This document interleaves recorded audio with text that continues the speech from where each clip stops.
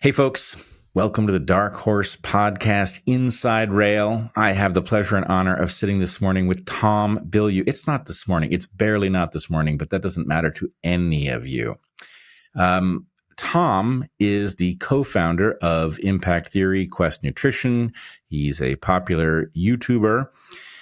So before anything else, let me just say, Tom, welcome to DarkHorse. Thank you, man. I am excited to be here. I am glad to have you here. I am going to kind of catch you off guard right up front. I know you have a very successful podcast, Impact Theory, and you're starting another one, the Tom Bilyeu Show. I didn't watch it, and there's a reason. And the reason is because I don't do product launches, book tours, this sort of thing. Every so often, somebody who's on a book tour shows up or something. But in any case, I think it's bad for me to put myself in a position where I could possibly be mistaken for an interviewer. I just don't think it's the highest and best use of my talents. But the reason that I wanted to have you on is that I do often encounter your work, and you fascinate me. And I think if anything's going to drive people to check out your work, it's going to be the fact that you come from a very unusual place and you're a very deep thinker. So what I've noticed in listening to you is that you have a deep philosophical bent that seems to affect all of the things you do. It affects the way you approach your work. It affects your approach to business. It affects your marriage. And so I appreciate anybody who's doing all of these things in a highly conscious way, which strikes me as your nature. Does that fit with your understanding of yourself? Aggressively. Yeah. I'm always confused that people don't live by a set of principles. It just makes life a whole lot easier. So my obsession is utility. There are things that you can do that have high utility in moving you towards your goals. And there's things that you can do that are low utility that move you away from your goal. So I predicate my life on something I call the physics of progress, which is the scientific method recontextualized to other aspects of life. And that has proven wildly advantageous for me as a former young, aggressive, ambitious male, being able to actually generate energy in a direction. And so when you look back on your life and you realize, wait a second, this was a set of ideas that's allowed me to accomplish the things that I've accomplished. And nobody thought I was going to accomplish anything. My mom certainly didn't. My now father-in-law didn't. My best friend, in fact, did not think I was going to do anything with my life. So when you look back and go, okay, then why was I able to? For me, I came to the realization very quickly that I had cobbled together a set of ideas that forced a set of behaviors, and those behaviors had natural outcomes. And I just became obsessed with formalizing that. Beautiful. Our first sponsor is Fresh Pressed Olive Oil Club. We love these guys and their olive oils so much. Extra virgin olive oil is delicious and nutritious. There are all sorts of health benefits that we can mention, from being heart healthy to preventing Alzheimer's to being high in antioxidants. But you've been living on this planet. You know these things. Olive oil is, of course, a cornerstone of Mediterranean diets and is used in everything. If you've never had excellent fresh olive oil, however, you may wonder what all the fuss is about. Fresh Pressed Olive Oil Club is the brainchild of T.J. Robinson, known in some circles as the Olive Oil Whisperer. He brings the freshest, most flavorful, nutrient-rich olive oils from harvest to your door. When we tasted TJ's farm fresh oils, we couldn't believe how delicious they were. There are several varietals with noticeably different flavors, and we've used them in all the usual ways. A light dressing on a caprese salad, marinade for grilled chicken, tossed with carrots and coarse sea salt before roasting. We've never been disappointed, and Heather has also made an orange olive oil cake, recipe sent by Fresh Pressed Olive Oil Club. It's amazing. You will not believe how good this olive oil is and how many uses there are for it.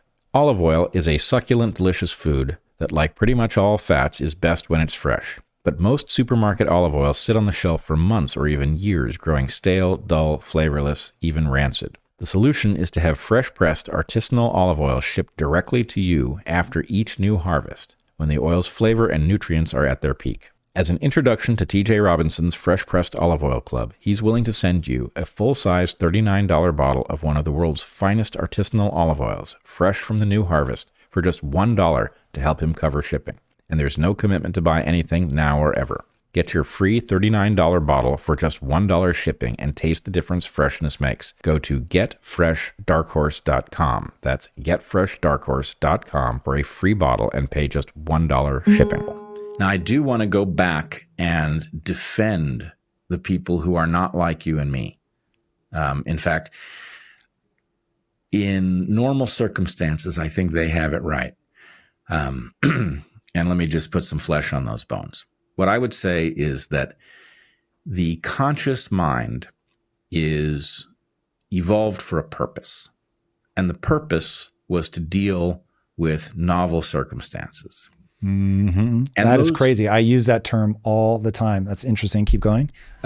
Those circumstances should be pretty rare. In general, a human living in an environment that's normal for humans would spend almost all of their time not in this conscious mode. How their conscious mind would be present. It would be present more or less as a spectator watching things unfold.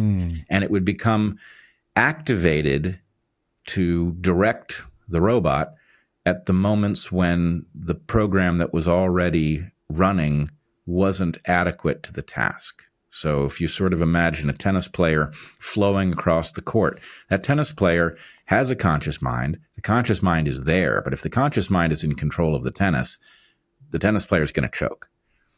So the tennis player is flowing across the court, not in conscious mode. And then maybe the opponent has been studying the tennis player and found a vulnerability and delivers a shot where the person didn't anticipate it. Then the conscious mind comes into play and it tries to field that new piece of information, which once it's understood will get driven down into the unconscious flow state. So the people who can flow through life and not have to be highly conscious about things, I think in some ways are involved in the more natural, better way of living. But the reason that you are so successful while being so unusually conscious is we are living in an era where almost nobody running an automatic program can do anything because everything is so new and so counterintuitive that flowing through modern civilization is just an impossibility. So anyway, I think it's the moment for people who have a conscious approach. And anyway, that's clearly you. You also spoke to another of my favorite ideas. You said you were bringing a scientific modality to features of life. And of course, before we move on to that, what you just said hit me way harder than I expected it to. And I've heard you say that before. I've heard you talk about that before, but for some reason I did not apply it to myself. This is going to sound super random, but the way that you just summed that up makes a weird thing in my life suddenly make sense. I will, at the most inopportune moments, become hyper aware of how my teeth connect to each other and how my tongue moves. And I have at times had to, as a meditative practice, lose my awareness of my mouth in order to speak. And I've always thought, that's so weird. But if your assessment is correct, that is certainly, in fact, your assessment of me makes the prediction that I would occasionally do that, and I do. That is utterly fascinating, that I am simply defective. You didn't say that, but this is actually a useful way to think about it, that I have a defective amount of self-awareness that has caused my anxiety in life, for sure, and is the thing that makes me so aware of my physical body in space. Very interesting, Bret. Very interesting. You have named a thing that has been with me my whole life, that now I hope doesn't become even more obvious to me that I have a name for it. So, but it's fascinating. I think it might actually be useful to know about it. I will tell you my corresponding version of that. I'm somebody who's done a fair amount of public speaking, of course, a lot of it since 2017. And, sometimes it goes better, sometimes it goes worse. But when I have the experience of being at a podium in front of an audience, delivering something, especially a spontaneous something, when it goes really well, I have the impression that the person I call I, am a spectator. And I'm watching this happen, and I'm as interested to see what's going to be said as anybody else, because I don't know. It's coming from a non-conscious place. It's a flow state. And then one can become very conscious in the middle of such a speech. And it's the exact experience that I think an elite athlete has, at the plate, becoming too aware of the bat or something. So anyway, I think this is it's a natural tension, but you and I think, are biased heavily in the direction of thinking through things, which in an era where so much is not straightforward turns out to be a kind of superpower. Yeah, I mean, it definitely feels like this moment for sure. What's been interesting for me is I used to apply that exclusively to business. And I would try to explain to entrepreneurs that you have to understand, this is where I use the exact same language, not having yet discovered you at that point. So it's two people coming to the same thing for different reasons. But explaining to an entrepreneur, your job is to solve novel problems. And when I say that, I mean a problem not only that you've never seen before, a problem no one has ever seen before. And the only answer to that is to think from first principles. And so all of my business teaching is about that. The reason I was able to be successful in business without a background in business was I realized very quickly that things fit together through cause and effect. And if you can understand the entire chain of cause and effect, then you can end up where you want to end up, because you can just ask, what does that lead to? What does that lead to? What does that lead to? And if you're accurate enough across those steps, then you can figure out, okay, cool, if I do this, I'm going to end up roughly there. And of course, you're going to, tack along the way differently to make sure that you actually stay on course. But it's been a really useful way to organize my thinking, to organize my approach to something, to avoid being overwhelmed by uncertainty, which lesson number 2 for an entrepreneur is your job is to intoxicate other people with certainty about the direction you're moving in, the product, whatever. And so you've got to be able to look up at the sky, see a bunch of stars and go, but if you look real close, that makes a dipper. And now, because I know where that dipper is, I can steer through the night sky. And you know that the dipper isn't actually there, but it allows you to navigate when you would otherwise be lost. And so the utility of that narrative becomes extremely high. So yeah, that's very interesting to me, is if you can think up from the ground up, you're going to get stuck a lot less. Our second sponsor for this episode of The Inside Rail is Caraway, which makes high-quality and non-toxic cookware and bakeware. We haven't talked much on DarkHorse about the hazards of non-stick coatings on cookware and bakeware, but in our house, we threw out all of the Teflon decades ago. Teflon is toxic, whether by flaking off into your food or releasing its toxins when it gets too hot. People who use Teflon-coated cookware and bakeware are definitely eating toxins. Caraway makes non-toxic ceramic-coated aluminum cookware, which has a slick finish like that of Teflon-based non-stick pots and pans. They've also got a stainless steel line. Caraway ceramic cookware is non-toxic, but also beautiful and light, and Caraway's colors are lovely and unique. We've got pots and pans in their iconic black, a beautiful black mat with gold handles, and we've got bakeware in their yellow marigold. They are non-stick without the toxins, easy to use, and pretty to look at. And they've got all the pots and pans, baking sheets, and muffin tins you could want. Caraway's internet-famous cookware set comes with their sauté pan, fry pan, Dutch oven, saucepan, plus 4 lids and storage. It's the ultimate kitchen setup. And the cookware set will save you $150 compared to buying the items individually. Plus, if you visit carawayhome.com/darkhorse10, you can take an additional 10% off your next purchase.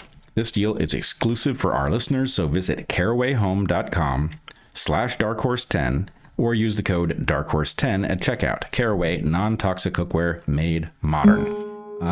Yeah, I agree with this, and I've experienced something similar scientifically, where if you're a generalist, it's not your era. Well, it is and it is not your era. It's not your era professionally, right? It's the era of specialists. But if you want to make profit where others get stuck, being a generalist is a marvelous thing scientifically at the moment. In fact, you don't have very many competitors because the generalists are driven out.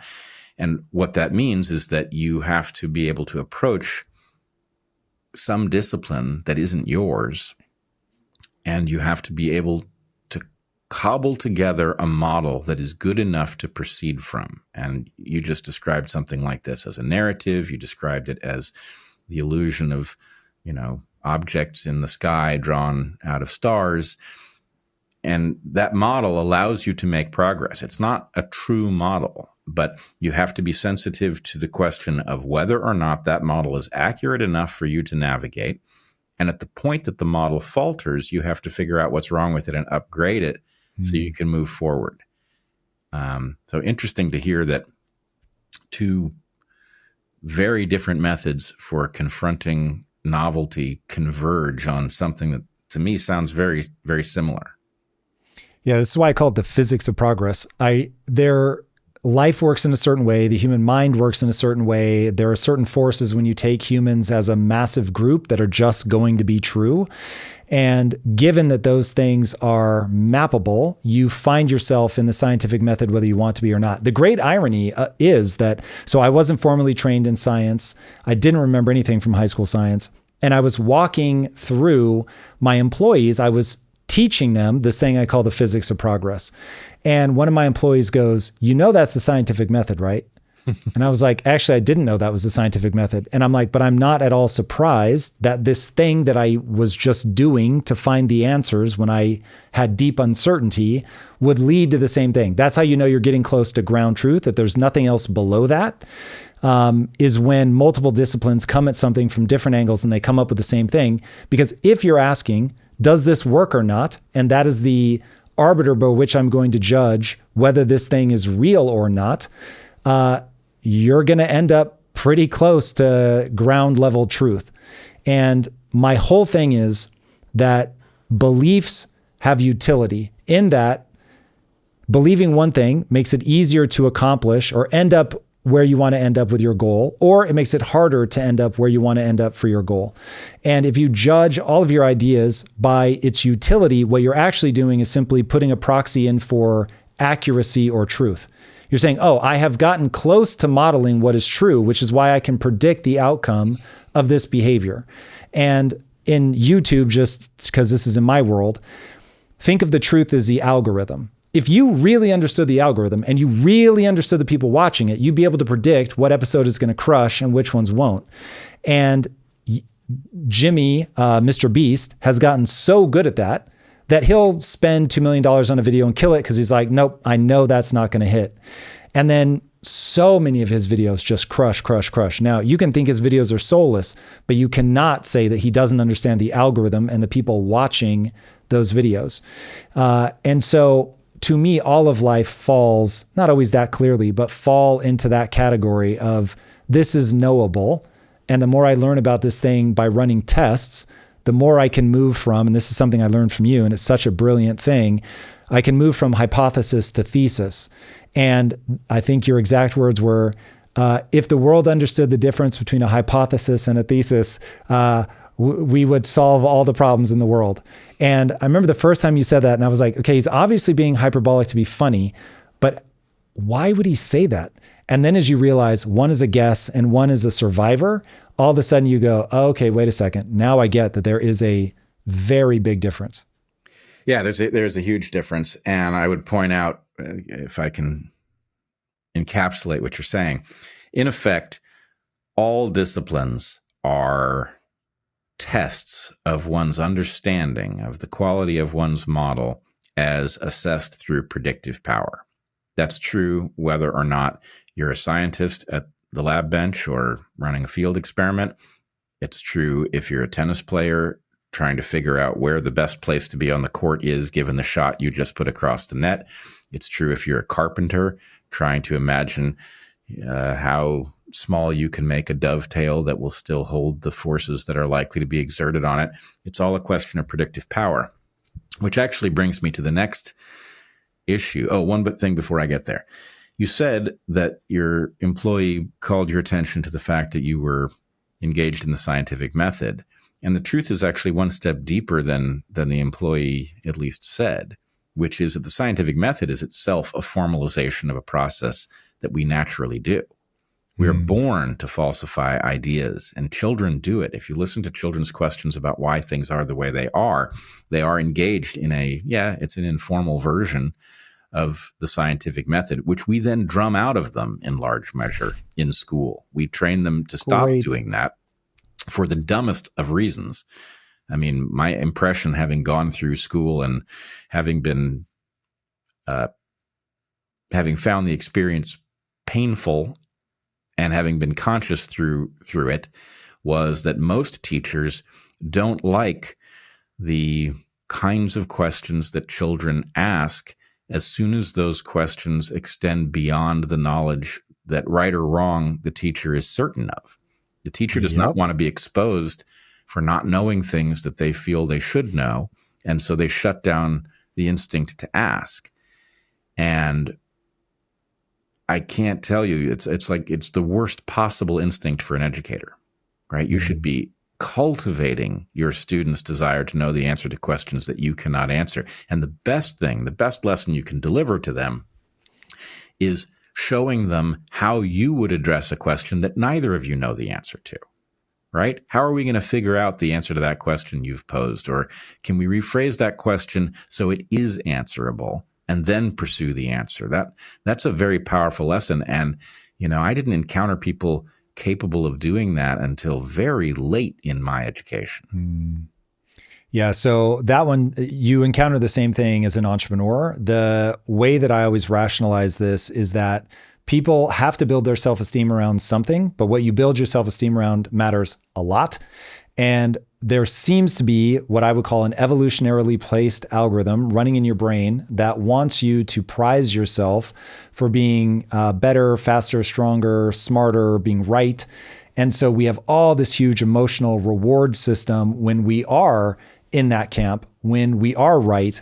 And if you lean into that and you build your self-esteem, you will learn over time it's a super fragile position as the teacher learns. And so they learn to obfuscate and not want the students to understand that, like, oh, I don't understand that. So they use misdirection. They'll try to shut it down. And they want to create the illusion that I know everything because that's what their self-esteem is predicated on. Instead, and this is what I try to do with the Tom Bilyeu show, what I'm trying to show people is, listen, I approach the world in a fundamentally different way. Right now, this is a time of emotion and tribal answers. I have found that has low predictive validity of getting you to a goal that you want to reach, unless your goal is just, I want to fit in. Great. If you do, then just say it and go do your teammate thing. But for me, I'm saying I'm trying to do this thing over here. It's a very knowable goal that has a date, has a metric. I know exactly what I'm trying to accomplish and how I'm going to measure whether I accomplish that or not. And so now the things that I do are either moving me towards that or they're moving me away from that. If they're moving me towards it, if that's my goal, I'm trying to move towards something, then I'm in a very fragile position if I'm just trying to be right all the time. Because now I either have to posture, shut down questions, double down on a dumb answer just because it was mine and I have to defend my ego. Or I can just say, hey, everybody, listen, you've come to the Tom Bilyeu show. Let me tell you right now, I'm going to be wrong about a lot of stuff. You're here to watch a human in real time, try to find the ideas that have the highest predictive validity. So please, as we're here live, it's done as both a live show and then a cut down later, challenge me. If you think I'm wrong about something, say it. I don't even mind if you try to be mean, whatever. Just give me clarity. Because if you tell me that I'm stupid, but you tell me why I'm stupid, I'll look at that and be like, oh, actually, I think they're right. Again, going back to your idea just has higher predictive validity. When I run a backwards check, if I had believed that for the last 10 years, would I have made more or less progress? I think I would have made more. Then it's like, okay, cool. My ego is tied up in my willingness to do that, my willingness to what I call stare nakedly at my inadequacies. And the act of doing that makes me feel better about myself, but it also propels me forward because skills have utility. And now by getting wiser in that I'm holding on to beliefs that actually allow me to do a thing in the world that other people can't do, I make progress. All right. Couple points I want to follow up on. One, reality is not a team sport. Many people are confused about this. They want to be on the team that understands reality. And the fact is, no team understands reality. And a team is a bastardization. It's a convenience. Sometimes you have to be on a team to accomplish a goal. But that's not what reality is about, and you shouldn't mistake it for that. The other thing is,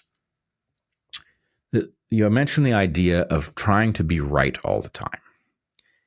And it's really subtly off the mark to try to be right all the time. Because what you should be trying to do, if you really want to be right in a deep way, in a way that is something other than just being able to, point to the accuracy of what you said and say, I told you so. If you're interested in being right in a deep way, what you're really trying to do is build a model that allows you to extrapolate where you've never been before, right? So you can figure out what the answer is when confronted with something new in some elegant way. The better your model is, the more accurate it will be at allowing you to extrapolate correctly. So it does result in you being right a lot of the time, but it's not a matter of accumulate. It's not like being your own Wikipedia and having a ton of facts at your disposal. So when somebody asks you the question, you can spit out the answer. It's a question of having the elegant model as simple as possible that allows you to know the answer to questions you've never thought of before other people do, because it's not a question of looking it up and remembering it. And people, I'm struck by and frustrated at the predicament I find myself in repeatedly, which is my model is very good across a wide range of topics. I know that, and other people should know that, because over time, the predictive power has been very high. Not perfect. But why is it high? It's high because as the model reveals itself not to be predictive, I fix it. I figure out what's wrong with it, and I upgrade it. So I'm very troubled in the present, at any present moment, when people confront me with some isolated belief that is far off of the mainstream and say, how could you possibly believe that? And I say, well, because my model tells me to question this and to put more weight over there. And it's up against nothing other than incredulity, right? The fact that a belief sounds preposterous doesn't argue one way or the other as to whether it's valid. And so I'm troubled by the fact that you can end up destroying your credibility following an accurate model to predictions that are ahead. And, I'm sorry, I don't mean to be on a soapbox here, but I realized many years ago that scientifically speaking, the mythology is that we want you to find important stuff way ahead of the moment that others will discover it, right? The farther ahead, the better. But that is not how the system functions. The system functions. It rewards you if you come up with insights just barely before others. If you come up with stuff way too early, they'll deride you as a heretic and drive you into the wilderness, or you'll never be heard of, right? The point is it's too early for that realization, and it will be lost to history. And that's a defect of the system, a massive one, because from the point of view of the well-being of civilization, we do want you to come up with stuff that strikes us as just so strange it's got to be wrong, and then it turns out to be true. Well, if you figure that stuff out 100 years ahead of time, what a huge act of wealth creation for all of humanity you've engaged in. So anyway, it's a defect of our system, and it's become increasingly a pet peeve of mine. Man, understandably so. The one that I always think of on that topic is a guy that came up with germ theory. He's like, I think this might be because we're touching cadavers and then delivering babies, and that we just need to wash our hands. And that guy died alone in an insane asylum, if I'm not mistaken, because people so broke him and told him that he was out of his mind, he was crazy, and he just couldn't be any more wrong, and just totally isolated from polite society, from his profession, everything. And I just thought, damn, he ended up being right.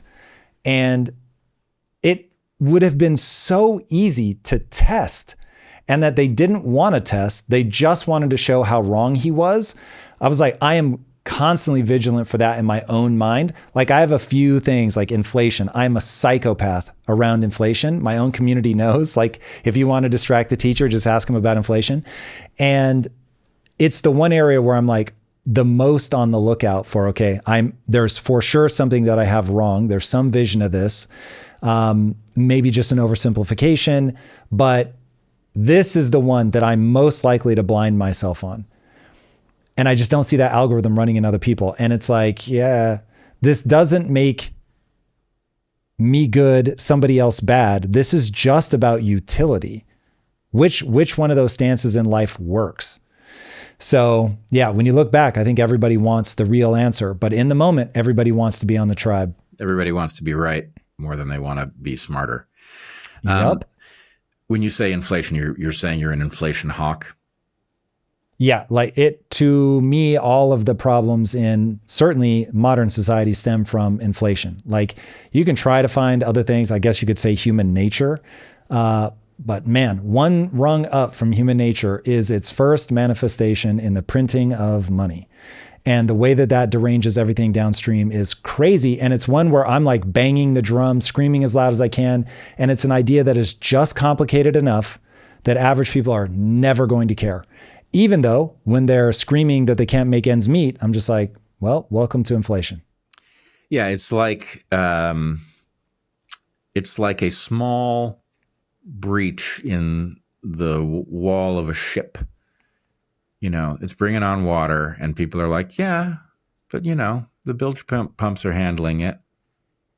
And it's like, well, how well are they handling it? How much do you want to be depending on bilge pumps? Yeah. And shouldn't we be talking about the fact that there's a breach in the hull and that's a fundamental problem with a ship, right? And that it's like, hey, we want to let's just say, more people onto the ship. So let's poke a hole in it so it lowers down a little so more people can get on. It's like, what is happening? This is the very thing that's going to destroy everybody's ability to save wealth, make their kids' lives better than their own. It's one of those, and I don't know how much you want to get into it.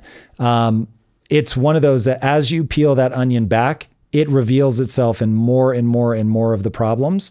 But it is complex. Like you do eventually butt up against that. You want the perception of no inflation, but you don't actually want no inflation. So it is fascinating.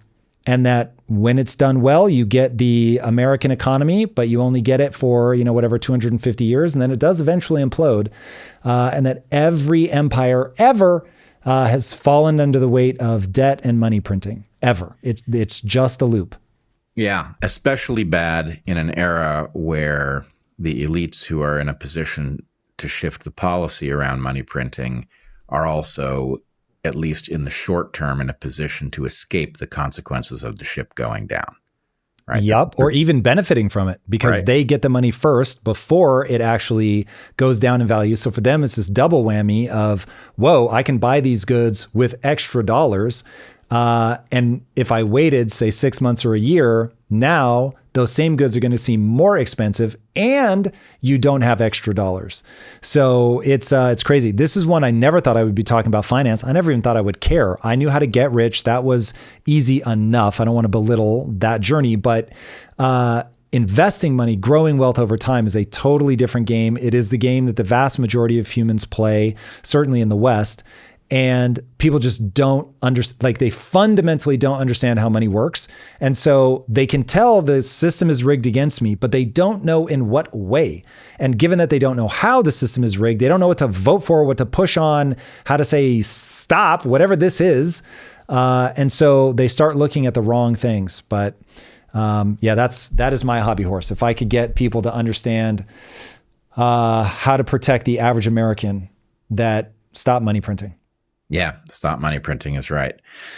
Okay, let me switch topics on us here a little bit.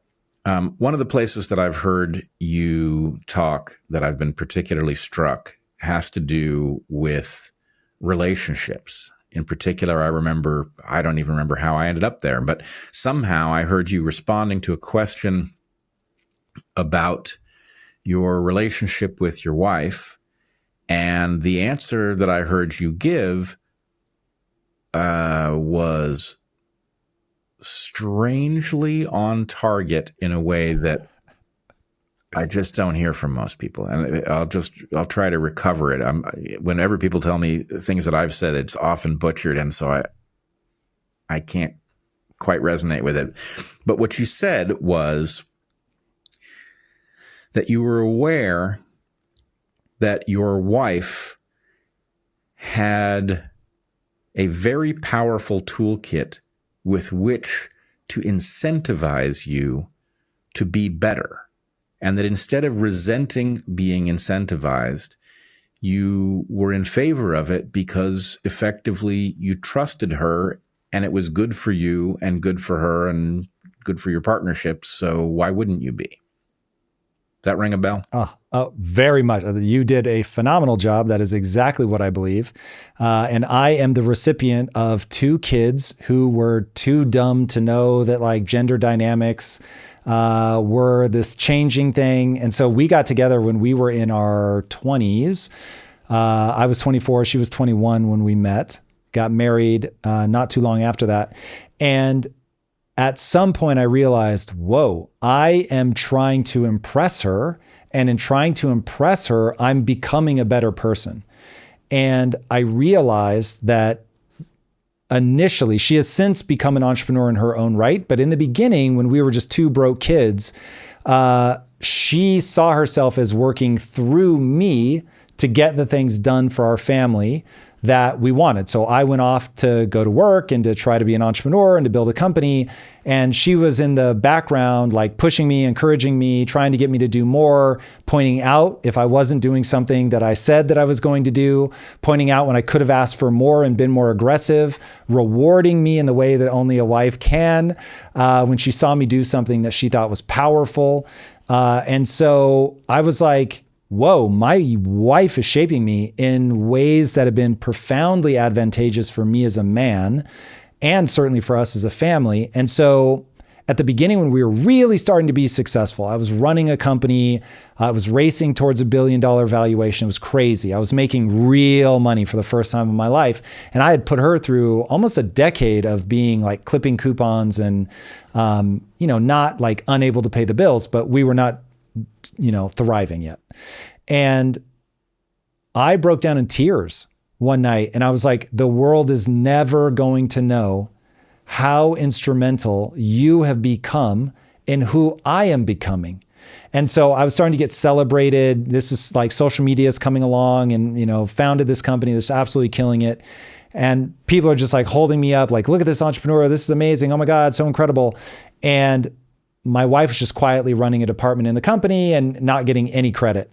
And I thought, you have shaped me at a deep and fundamental level in all the ways that a woman can shape a man. And I was like, I will forever owe you a debt of gratitude. And so then this was all before sort of the woke stuff, or certainly before it got on my radar. And so then the woke stuff gets on my radar. I'm the guy that's like, utility of beliefs will take you where you want to go. I'm over here quietly telling people like, hey, get in a relationship. There's a reason that this dyad has been so useful from an evolutionary perspective, like ignore it at your own peril. And then it was like, men and women are the same. And I was like, wait, what? I'm like, that doesn't make any sense. From an N of 1 perspective, I can certainly tell you that's nonsensical. And then just as I look back and go, okay, if I had that belief all through evolutionary history, would this have rang true? And I'm like, that's dumb once you start looking at evolutionary timescales. And so I'm like, that's going to derange the here and now culture, which of course that hypothesis has turned into a thesis in the extreme as I watch online dating and cultural shifts change the way that men and women look at each other, the way they look at relationships, into something where I'm like, that has low utility from where I'm sitting in terms of it's not going to make your life better. It's going to make your life worse. So very important that people identify like what their North Star is so that we can say whether something is actually going to move you towards that or not. But yeah, that one is the one that feels like an own goal. That is people smashing themselves in the hand with a hammer. And I just can't track. Yeah, it's a tragedy in my opinion. And increasingly I am preoccupied thinking about the nature of the tragedy of young people forming, or in many cases not forming, relationships. And so anyway, if I can take what you just said and reformulate it a little bit. I would say we have the following puzzle. Human beings are exquisitely built for your romantic relationship to supercharge your capacity.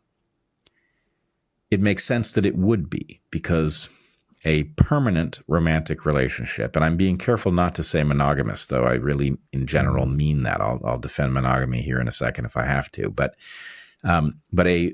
a permanent romantic relationship is a team that completely aligns interests.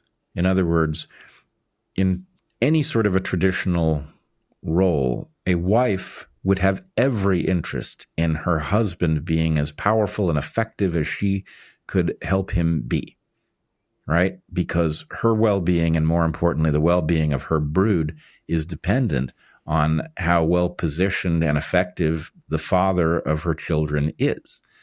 That makes her trustworthy in a way that is, you couldn't buy at any price on the open market, right? If you go to McKinsey and Company to find out what you should be doing, they have all kinds of perverse incentives. But your wife's alignment with you is this, it's this very natural thing.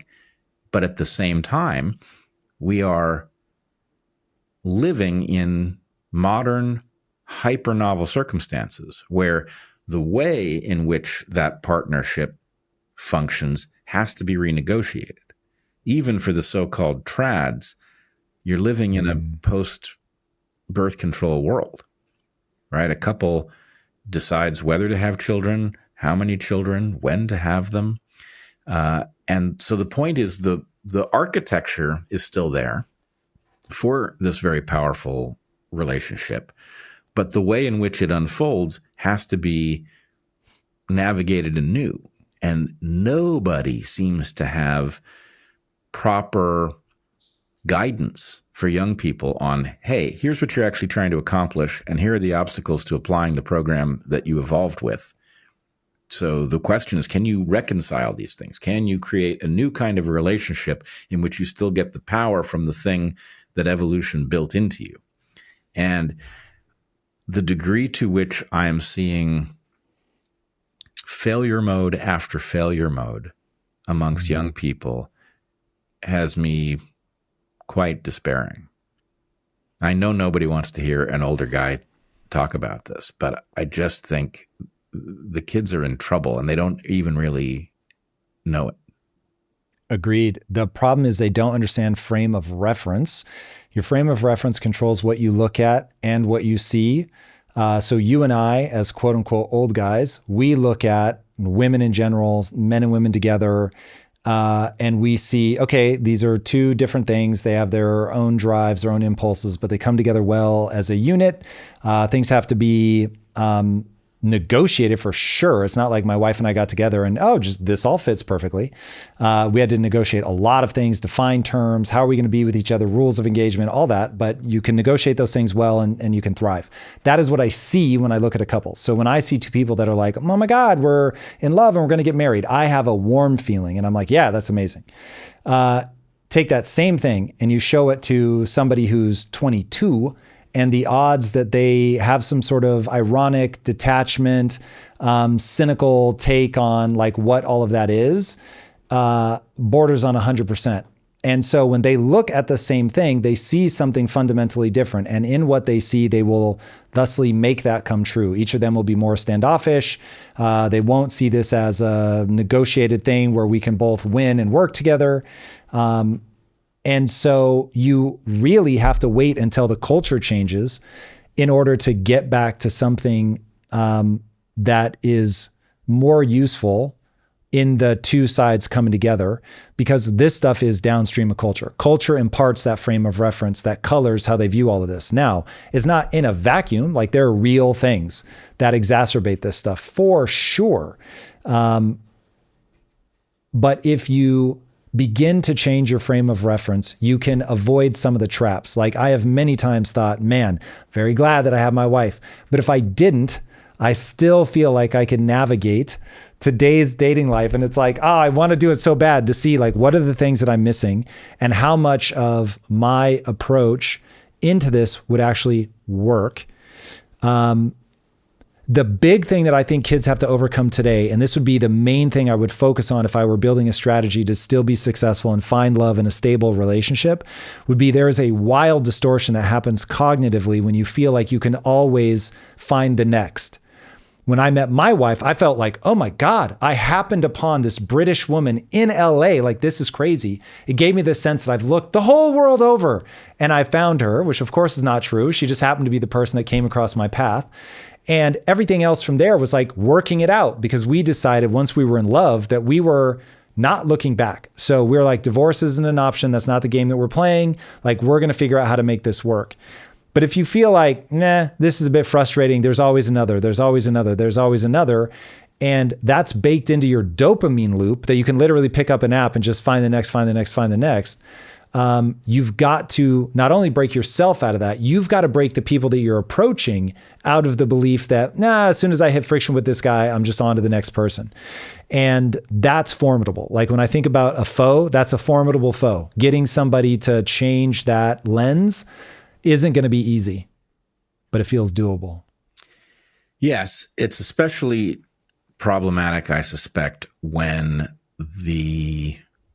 what I think is a false sophistication pervades society, where the idea is, oh, well, the natural thing to do is, to have fun until you get bored of it. And then, if you feel like having a permanent relationship, then you can form one and, just don't date guys under 6 feet, or I don't know what the modern stuff is. But the point is that may create the conditions in which you actually can't solve the problem of how to build a relationship that works. That a relationship that actually you've signed up with the right person. And by the right person, I mean somebody who has the underlying stuff and the interest in reforming themselves to be compatible and complementary. You find that person, and then you're actually better off if whatever the obstacles are, they are substantial to getting out and moving on to somebody else. You're forced to figure out how to solve the problem. Life is not I'm sure modern video games don't work this way, but back in the day, you'll recall that a video game was something that accidentally trained you.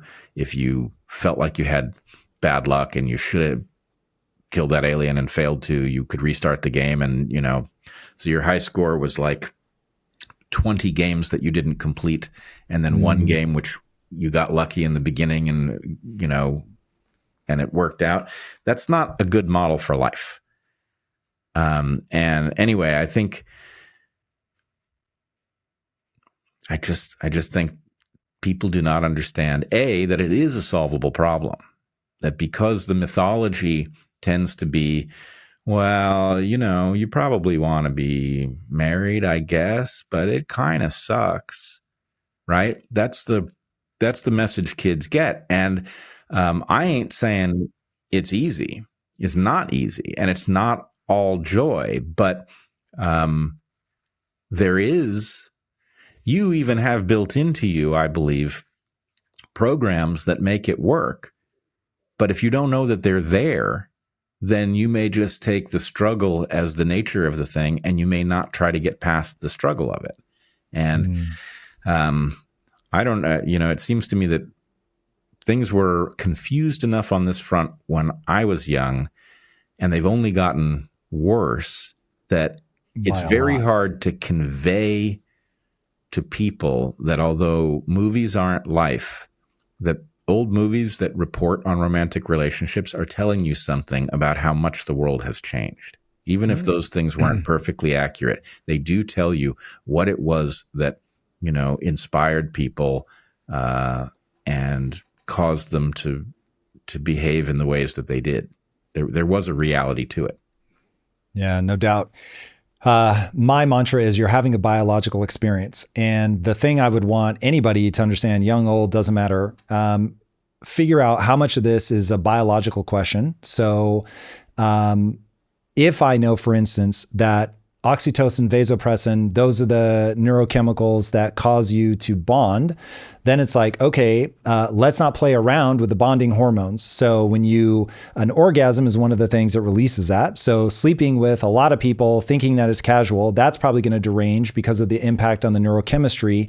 Also, now you've got a dopamine loop of like new. And if I know that there is an evolutionarily placed algorithm, certainly for men, that rewards the pursuit of novelty, it's like, okay, where are you trying to get to? Because if your North Star is, I want to sleep with a lot of women, awesome. Get yourself in that dopamine loop. You'll always be hungry for the next. You're always going to be looking for the next novel female. You're going to have a great time. The problem is that there's an algorithm in your brain running that you're going to hit a certain age, and it's going to be something along the lines of, does my life have meaning and purpose? Well, guess what? From an evolutionary perspective, gives the most meaning and purpose, ready-made, ready to go. Kids.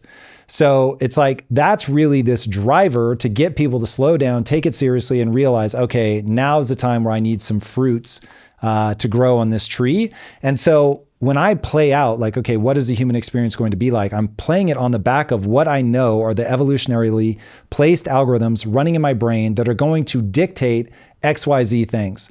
And so I want to make sure that I'm living in conjunction with them. And so if you're telling yourself a story that men and women are opposing sides, that there are these two colliding forces, they don't make sense together in a modern context, you're going to have a disastrous run when the evolution kicks in and it just all starts to feel empty. And you start to think, man, how are there no good, insert man, insert woman in my life? Why has this all been deranged?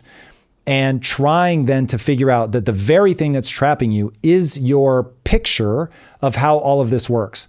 That there are so many people in the red pill community that really legitimately believe that women are the enemy. They are trying to get a hold of your financial resources, that they just want to use sex to get a guy that's out of their league. They think they're having fun in the beginning. They don't realize that they're being used by a guy that's out of their league who can sleep with whoever he wants and controls the terms of commitment and is constantly moving on. And then there's this phrase, not your woman, just your turn.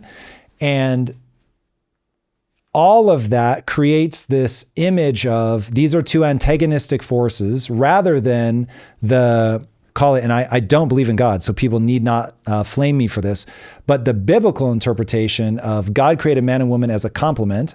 Your job on this earth is to have kids and raise them well. It just gives you a ready-made frame of reference, true or not, that's going to put you in lockstep with the evolutionarily placed algorithms. And without that, you now have no bumpers other than the emotional pain and suffering of being isolated. Yeah, I think that's quite right. And it strikes me as the game that occurs when the better game has broken down, right? That's interesting. That the fact that I think, frankly, somebody needs to tell young women is men have two reproductive modes evolutionarily. One of them is non-investing, and the other is symmetrically investing to the way women reproduce. And women have the one mode that is highly investing. And the two modes are almost unrelated. One of them is a bargain. You know, if a guy can find a fertile female who's willing to engage in reproductive behavior without requiring commitment, that's such a bargain from an evolutionary perspective that men have trouble ignoring that opportunity. So traditionally, women have made that opportunity essentially non-existent because raising somebody else's child without their help is such a huge loss for women. But in the modern environment, these rules don't apply. Sex is plentiful, so men feel like they're Genghis Khan, and they're not.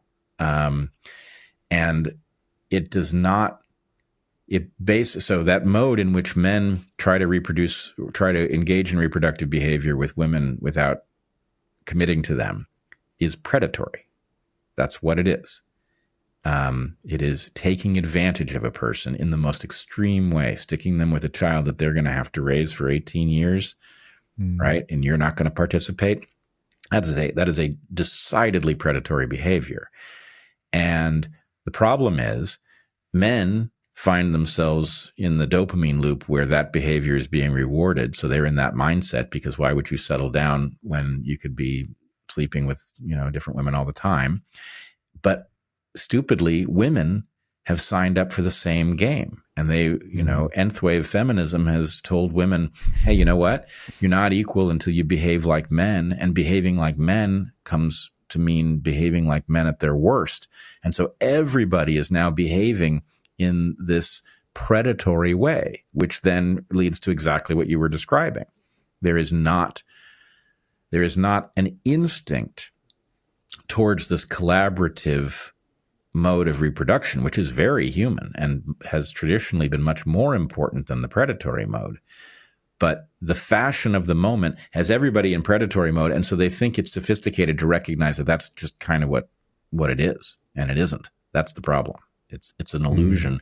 But the counterexamples, well, I don't know. I wonder if part of the solution, I mean, it sounds to me you're in a monogamous relationship and you don't feel burdened by that fact. You feel enhanced by it, right? I do. It is a trade-off. And so I really had to sit down and be like, I made a pros and cons list when I decided to propose to my wife. And on one of the cons lists was, you'll only ever sleep with one woman again. And are you okay with that? And so by being aware that I was making a trade-off, that there were things that I was going to gain that I thought were worth that trade-off, it meant that I was coming into the relationship with my eyes wide open. I also understood it from a hormonal perspective. So I was like, we're going to feel and respond very differently in the beginning of this relationship than we will in 5 years and we will in 50 years. And so we've got to be able to navigate that well. And so we were always looking for the strategies that were going to help us move forward. And so we talked very, very early on. I said, listen, I don't have eyes only for you. I am always going to find other women attractive. And I was like, the really bad news for you is they've done a study, and the study shows that women find men attractive that are in a band within their age. It's like 2 years up, 2 years down. And however old they are, that's the band in which they find men attractive. Men, on the other hand, find women who are 22 attractive. It doesn't matter how old they are. So I was like, you're going to turn into a bag of bones. If things go well, a bag of wrinkles, I should say. If things go well, I'm going to get wealthy over time, which means there's going to be a period where you feel like your sexual market value is declining and my sexual market value is climbing. And I said, we exist to make that moment not matter. And so I want to tell you all of that now while you're still young and hot, that while I appreciate it and I go out of my way, my wife has done a phenomenal job of keeping herself very attractive. But I'm like, it will only work for so long. And so I want you to know that I'm interested in commitment. I'm interested in knowing that if I lost my money, you would be here, and that and I mean feel in your bones, that if you inevitably lose your good looks, and look, I trust that my wife will always be attractive for her age, but the realities are that from a sexual market value perspective, she will be going down. And I was like, I'm still going to be into you. I'm still going to want to be married to you. And I am still not going to sleep with anybody else. It's just going to be you. And so by talking about that stuff, by laying it out. So I actually got a tattoo when we got married. I did it as an act of ritualistic scarification. It is the only tattoo I've ever gotten. It is the only tattoo I ever planned to get. And I wanted to be different in the Joseph Campbell Power of Myth way from before my marriage to after my marriage. And on it, I put the 4 words that I thought encapsulated what I wanted our life together to be. And one of those is commitment. And I said, listen, I'm going to find other women attractive. And I assume you're going to find other men attractive. And it would just be crazy for me to not expect you to find somebody attractive and you expect me to not find somebody attractive. But the reality is, I want you to know that I'm committed to you. I want to be in a relationship with you and only you. And I'm willing to make these sacrifices. But holy bejesus, we are going to do the work to ensure that this relationship gives more than it takes. And that's been our secret sauce, is just making sure, that making these sacrifices to be together and to constantly be compromising is a small offering to what we get in return. Oh man, that's a hell of a speech to have given your would-be or then newly wife. That's amazing. I did want to contribute a couple things from my toolkit here, some definitional stuff. You may have heard me say before that hotness and beauty are two different things. And so women do lose their hotness. It goes away. But there are attractive women at, dare I say, every age, certainly until very advanced ages. That beauty is actually about, it's more integrative, and it's about something other than the amount of one's reproductive capacity that remains ahead and, fertility. So there's that. And then I guess the other thing I wanted to touch on was the part of your speech where you said, I'm always going to be attracted to other women. I'm increasingly wondering if that's not the result of blurring some distinctions. I will just say, at the risk of being too personal, I certainly see other women as attractive, but I do not feel drawn to them in the way that one does when one is pursuing a mate, and until I think one really finds the monogamous program within themselves. And this is actually kind of liberating, and I will say I learned something about this, I think, from my maternal grandfather, who I was quite close with. So my maternal grandfather's name was Harry. Harry was, first of all, my grandmother, who died pretty early in my life, was a very attractive woman. And after she was gone, it was not unknown that my grandfather really appreciated beautiful women. I don't think he was lusting after them. In fact, I'm pretty sure he wasn't. He had within him made his peace with the idea that there is a difference between appreciating the beauty of a woman and desiring her. And so the fact that he had made this distinction allowed him to delight in the beauty of a woman that he found attractive and have it not be creepy. Right? He could sit next to a beautiful woman and have a very engaging conversation that he would feel very positive about. And it wasn't about, trying to get her into the sack or thinking about her in that way. And anyway, I think our culture has become so, it has become almost absurdly sexually free, to the point that, taboos are, you're not even allowed to shame people for engaging in taboo stuff that's taboo for a very good reason. Like, I don't know how we ended up there, but it seems to be where we are.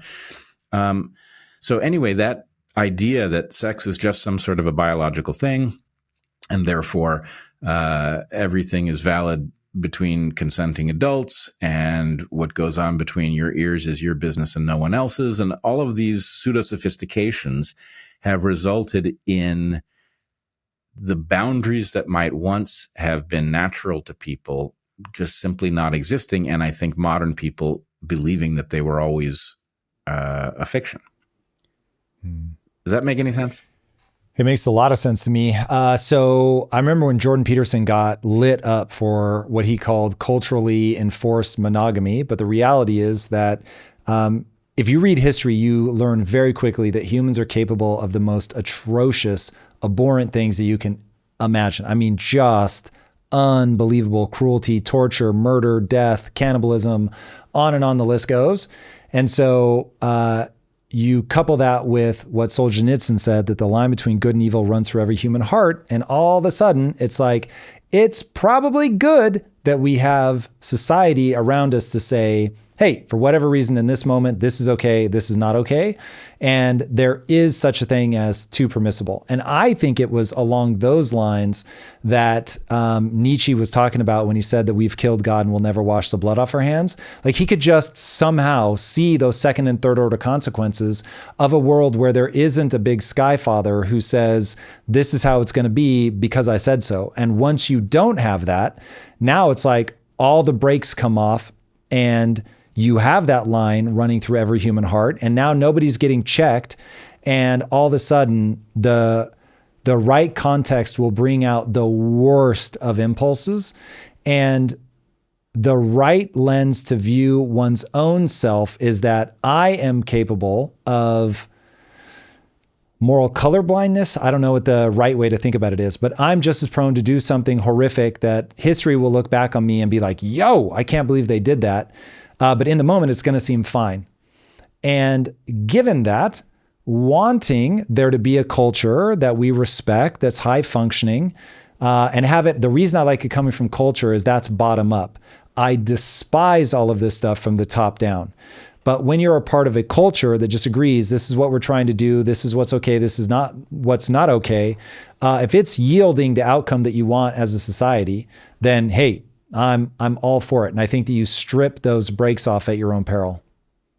Yeah, I think that's fair. Sometimes I think the distinction between bottom up and top down is not as clear as it might be. In other words, there's a lot of stuff that appears to be organic, like the idea that kink shaming is somehow a morally defective thing to do. I don't think that emerged so organically. I think that was promoted, that basically anyone who departed from that belief structure was portrayed as prudish or bigoted or something like that. So anyway, there's some aspect of a inorganic evolution of some new cultural sophistication.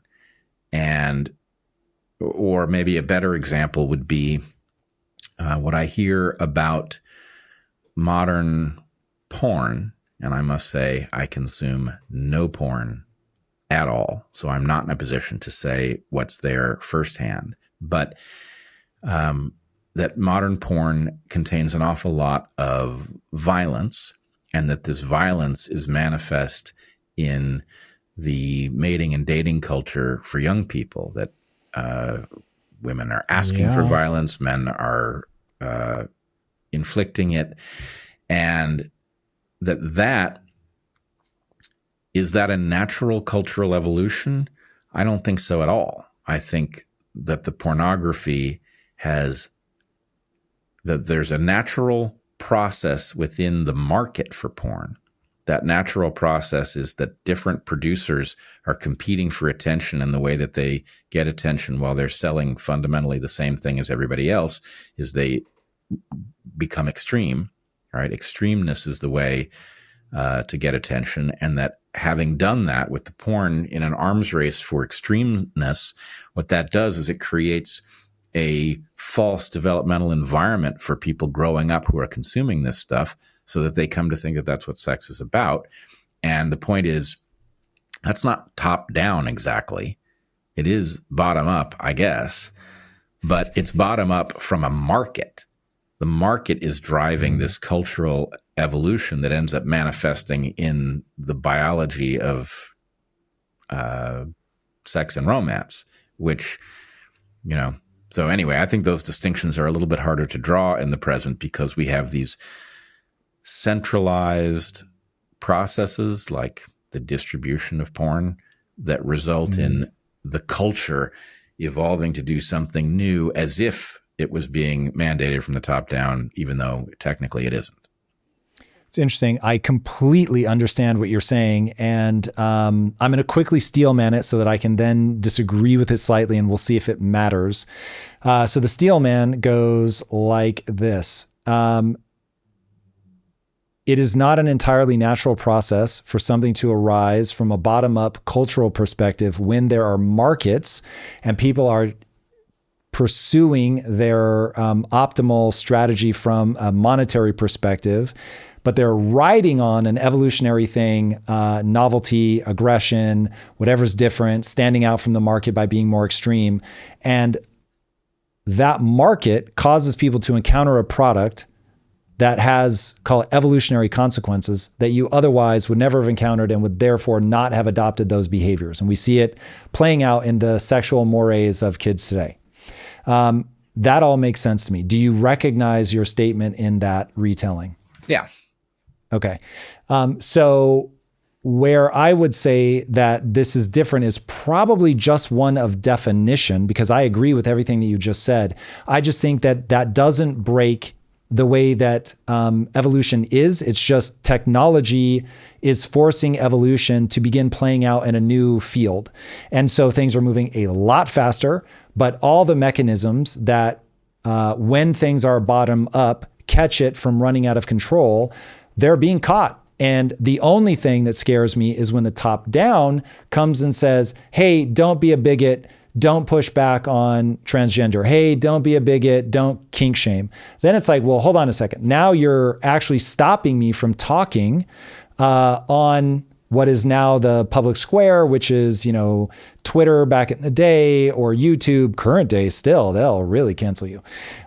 So that distortion is what bothers me. I don't mind when other people go, this guy's bad, can't let him talk, horrible, horrible, bang pots and pans. No problem. Because as a culture, we're either going to push back against that, and there's going to be a bigger, what I'll call cultural immune response to that, or that response is the dominant thing in culture and it manages to grab the groundswell. If the playing field is even, everything is working as I would expect. And I would expect different people to push back on different things in different ways. And then whatever is truly, I like to think, the highest utility thing will be the thing that enough people eventually get behind and they push it forward. Now that might take 10 or 15 years.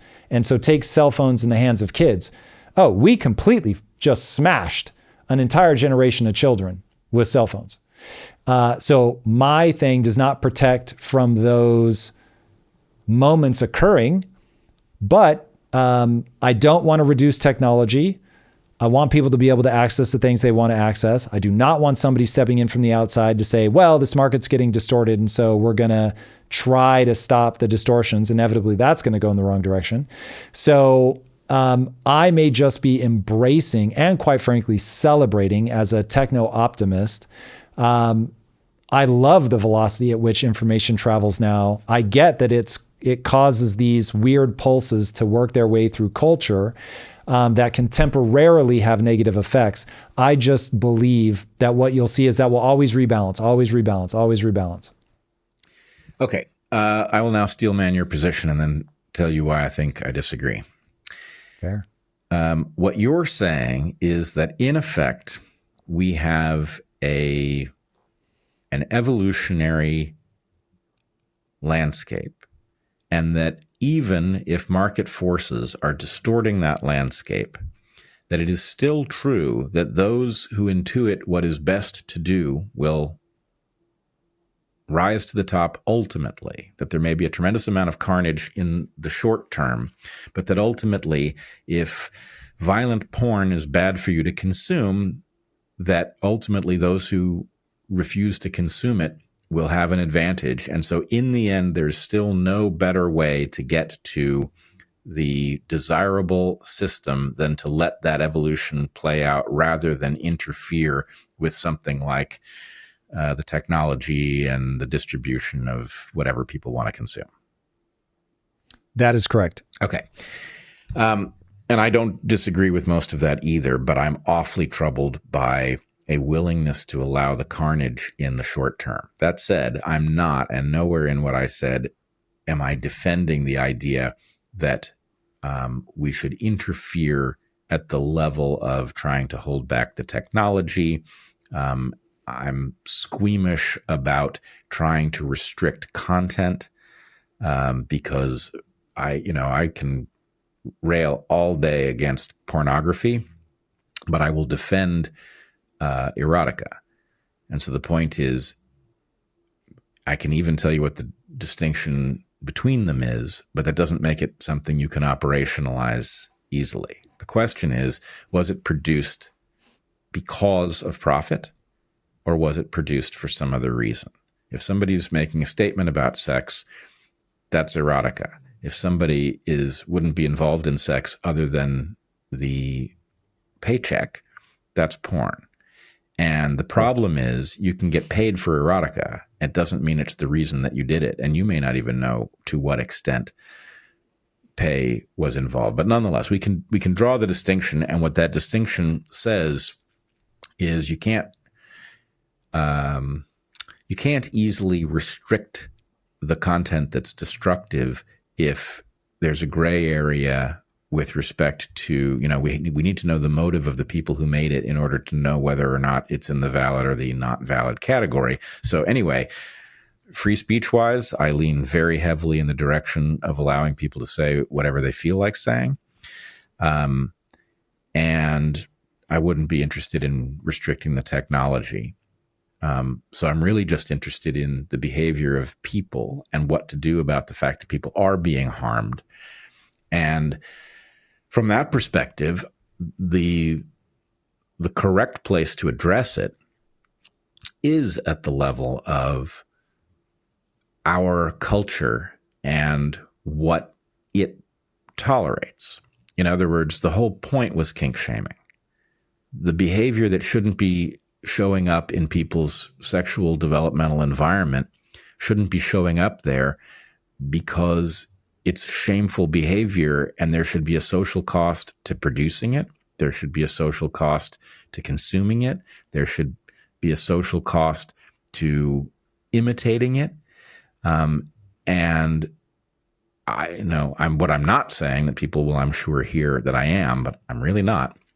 I'm not saying I should be in charge of deciding what's shameful and what isn't, but I'm saying society has always decided what was shameful and what isn't. And that is a place for the information about what behaviors might seem cool, but really are bad for you. If some kind of sexual behavior is disease transmitting and therefore people should avoid it, but you're 200 years before the germ theory of disease, right? The point is that information accumulates in the, biblical stories about what you shouldn't do and what God thought of it.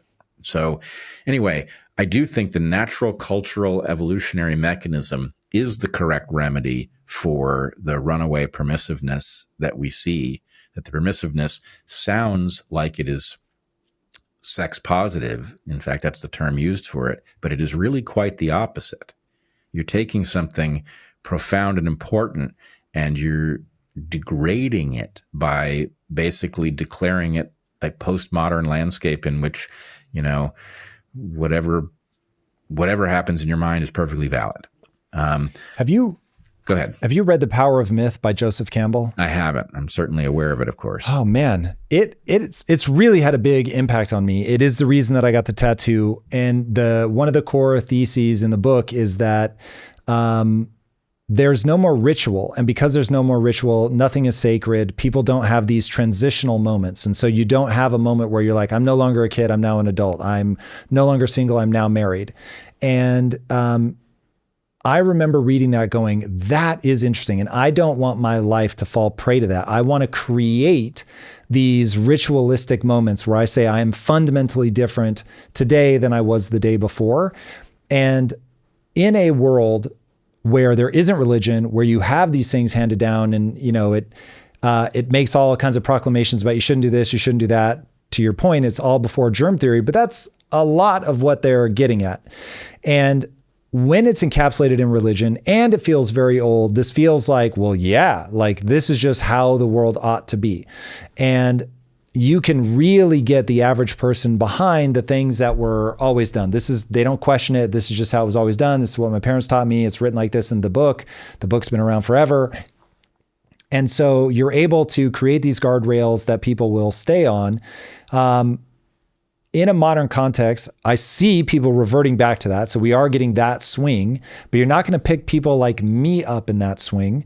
But the idea of making things intentionally sacred, I think could carry a lot of weight. And so that's something that Lisa and I have done with each other to keep things new, to keep things fresh. Obviously, you can get, it's just so same as it ever was when you're with somebody for as long as we've been married now for almost 23 years.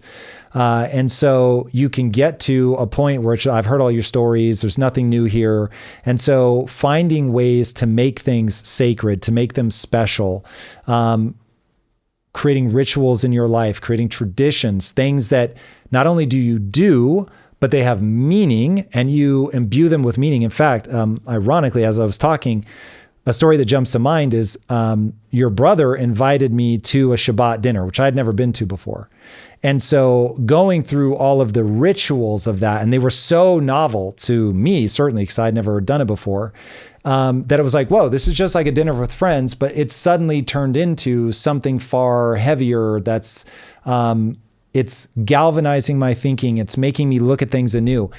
Now, whether that's something that will scale without this is literally the word of God, that's a big question. But working those things back into your life, for me, has certainly been very advantageous. I will credit the power of myth with locking me into my marriage and making me think about it in a way where it was like, divorce is off the table. In our household, we don't even say the word divorce. We call it the D word. So it's off the table, no matter how upset we are, barring infidelity or abuse, like we are going to find a way forward. That's been transformative. Yeah, that's awesome. And I must say, in fact, Heather and I wrote into our book about the absence of rites of passage. And, to the extent that we have rites of passage, they are pitiful, right? Graduated from high school. Well, anybody can graduate from high school. It's not an accomplishment. And that doesn't mean that most graduates haven't accomplished something, but it means that the ritual itself is almost devoid of meaning because it's so automatic. And likewise, even, marriage is a rite of passage. But if both people are standing at the altar thinking, I think this is going to work, but if it doesn't, I don't, divorce is messy, but how bad could it be? If that's what you're thinking, then the point is it doesn't have the power to transform you. And that, I often say that if you understood how much was riding on the choice of who you marry, that it would be an absolutely terrifying prospect, right? The idea of saying I do to the wrong person, my God, is that terrifying. But you are built to overcome that. You're built to not focus on it the way, I don't know, a parkour person jumps some gap that they'll die if they don't quite make it. You're built to be able to overcome it in order to do the thing. And I liked how you described your mindset, that actually you just simply decided that, no, I'm not going to leave myself the mental option. It's not on the table. You don't even say it in your house. That's perfect. And what I hope people will get, and maybe there's room for those of us who have highly functional, long-standing marriages to talk to each other about this a little bit. Maybe this is the first of such a conversation. But I wish I had known when I was younger how much I was looking for latent programs that are already there. I don't have to invent the ability to remain passionately in love with my wife. Actually, that capacity is there. And to the extent that you think it can't be, and that, it's all about overcoming your biology, you will fail to discover that program, and maybe you will get a divorce. But if you know that you're looking for something, and the real question is, can I figure out how to activate that thing? That's a much simpler puzzle, right? That's a really interesting way to think about it. When you think about relationships specifically, how did you find and tap into just around it to something, the joys of monogamy? Well, I mean, I will say because Heather and I have been together since we were, 18-ish. I know that I was just a dumb kid at that point. And I mean, I don't mean dumb, I wasn't any dumber than I am now, but in terms of how much I understood about how the world works, I was dumb. And so what that means is that I chose, or some part of me chose very, very wisely at a moment when I was not wise. So anyway, that's cool. So something understood that Heather was the right person for me to be with. And what that leaves me with now is the sense, I never worry that I'm married to the wrong person, that I could have been happier with somebody else. It just doesn't occur to me because Heather and I have built our relationship together, and I can't even imagine what it would be like. It'd be impossible to replace that relationship, right? If Heather died, I ended up with somebody else, we'd build a relationship, but it can't be the equal of what Heather and I have built over like literally our entire adult lives. So what I didn't know at the beginning was how much of the mythology of marriage was just nonsense. It was fodder for sitcom laugh lines. And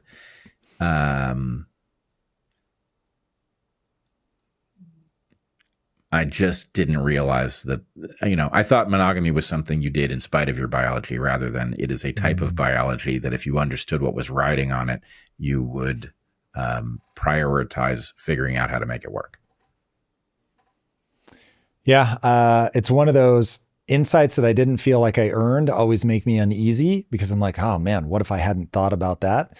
But that seems bang on. If you understand that this isn't you overcoming your biology, this is you figuring out what your biology is and living in accordance with it, you're going to be in great shape. This is why I said at the beginning, I'm always trying to convince people you are having a biological experience. And once people understand, okay, I better understand my biology, I better understand how this works, I better understand my impulses, neurochemical cascades, why I like this, don't like that, so that you're not fighting against your biology, which I see people doing all the time, which is just deranging, but people do it. Yep. Yeah. I mean, and I'm it's uncomfortable talking about this stuff because it is very personal, and it just also feels like somebody needs to put some breadcrumbs into the world, so somebody who's looking for answers knows that there's something to look for. And so anyway, the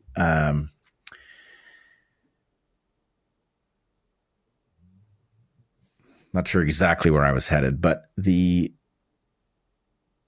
question that I think people ought to wonder about, young people, if I report, and I can report without, there's no exaggeration here. I'm happy at 56. My life has been very strange. There would have been no way to predict it, right? No way at all. It's too strange. But if I think, what might have been, there's kind of nothing there, right? It feels like, oh, well, this is about as good as I could hope to be feeling about my own life at this age. So the question is, for a young person who's trying to figure out what to do with their life, do I know something that you would be better off to know? Or maybe not. Maybe my experience is so weird that it has no implication for you whatsoever. But it's also possible that having arrived at a place that you'd be lucky to be in, are you at 56, are you going to feel great about your marriage? Are you going to feel, are you going to feel satisfied with where you are and the trajectory you're on? If the answer is no, then, maybe my standards are low, but I don't think so. I think it's about, it's really the same thing we were talking about at the beginning of this discussion, which is, if you're very careful to build a model, it almost doesn't matter how bad it starts out. If you have any tendency at all to improve the quality of that model based on evidence, then that model will get very good over time, right? Mm-hmm. If you're model starts out great, the rate at which, the distance it has to cover is smaller. If you're exquisitely sensitive to evidence that it's off and very quick to run the test necessary to improve it, then it will change faster. But the basic point is any tendency to build a model and improve it over time is enough to get you to an exquisitely good model given a long enough period. And anyway, looking back, I think that whatever weird process this was has worked out pretty great. And that probably the advice for young people is figure out who in your life can say that, and then figure out what they might know that you would benefit from, because, there's nothing riding on it but the game. Yeah. The breakdown that I always give for people is the Cassandra Complex. So if a listener hasn't heard of it, it goes like this. Greek mythology, a woman does something to anger the gods. They give her a curse, and that curse is you're going to know the future, but nobody's going to believe you. Now, I am utterly convinced that that is an analogy for being a parent, that somebody was raising kids and they were like, oh my God, I cannot get them to learn from my experience. And so here I am, I'm watching them repeat all of my mistakes, suffer all the same things that I suffered. And I was screaming at them, this is going to happen. You're going to try that. And I know it feels like this, but in reality, so the way that I think about the world is very simple. I think the Cassandra Complex is that metaphor for real life, in that we're all trying to figure out what is true. And I imagine truth as a very strange shape inside of a very black bag that you cannot see inside of. And you can feel it, and you get a sense of like, okay, I think it might be this. Somebody else feels it. I think it might be that. Somebody else feels it. I think it might be this other thing. And given that humans are not good at identifying what is true, but that the more well-intentioned, intelligent people that you can get to touch this thing called life and figure out how it actually works and then give you their strong, sincere take, it's my job, or any of our jobs, to say, okay, I don't think any one of you has it right, but I think each one of you may be picking up on something about this shape that I'm going to find useful later. And so I'm just trying to do that. I'm trying to get as many people that are smart as I can find to say, hey, what do you think this is? What is marriage? How does it work? This is how you got on my radar in a big way. During COVID, when I watched people trying to silence you, and I was like, wait, that's like the one guy that feels like he's asking the right questions. I would very much like to listen. I want to find out he's running the scientific method here. So wanted to pay attention. And that idea of, I didn't care if you ended up being right or not. What I cared about was you were giving me a sincere, strong take. And so I could pop in for a couple of hours and look at the problem through your lens. Then I could go somewhere else, look at the problem through their lens, and then I could make my own decision. Ultimately, every young person is going to have to make their own decision. All I'm saying is, life is a knowable thing, but it's hidden inside of a black bag. And there are people that have been experimenting with this thing for a long time. And you don't need to, nor should you, take them saying, it's exactly like this, go act like this. Because they'll give you the dogmatic, calcified vision of what that thing is. And your job is to figure out the nimble, adaptable, new take on what that thing is. But as people give you a sense of what the shape is, what the utility is, how it works, if you get enough of those, you can really start to run your own hypotheses. Okay, well, if it is like that, then I should be able to get this outcome by doing that thing. And if you do, great, model's working. And if you don't, you update. That's great.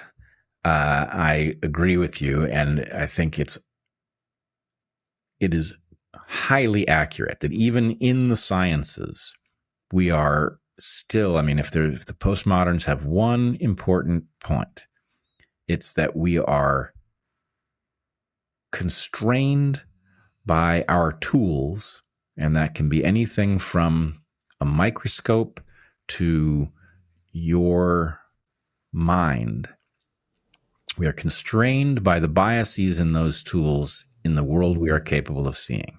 It does not mean that reality doesn't exist, but we are hobbled by those tools, and we are trying to overcome their biases in order to understand, in your metaphor, what's inside the bag where we cannot look directly, right? We are in a universe that we cannot look at directly. So that is the predicament. In that soliloquy, you touched on something, though, that's very important to me. It's troubling, which is the following thing. I feel like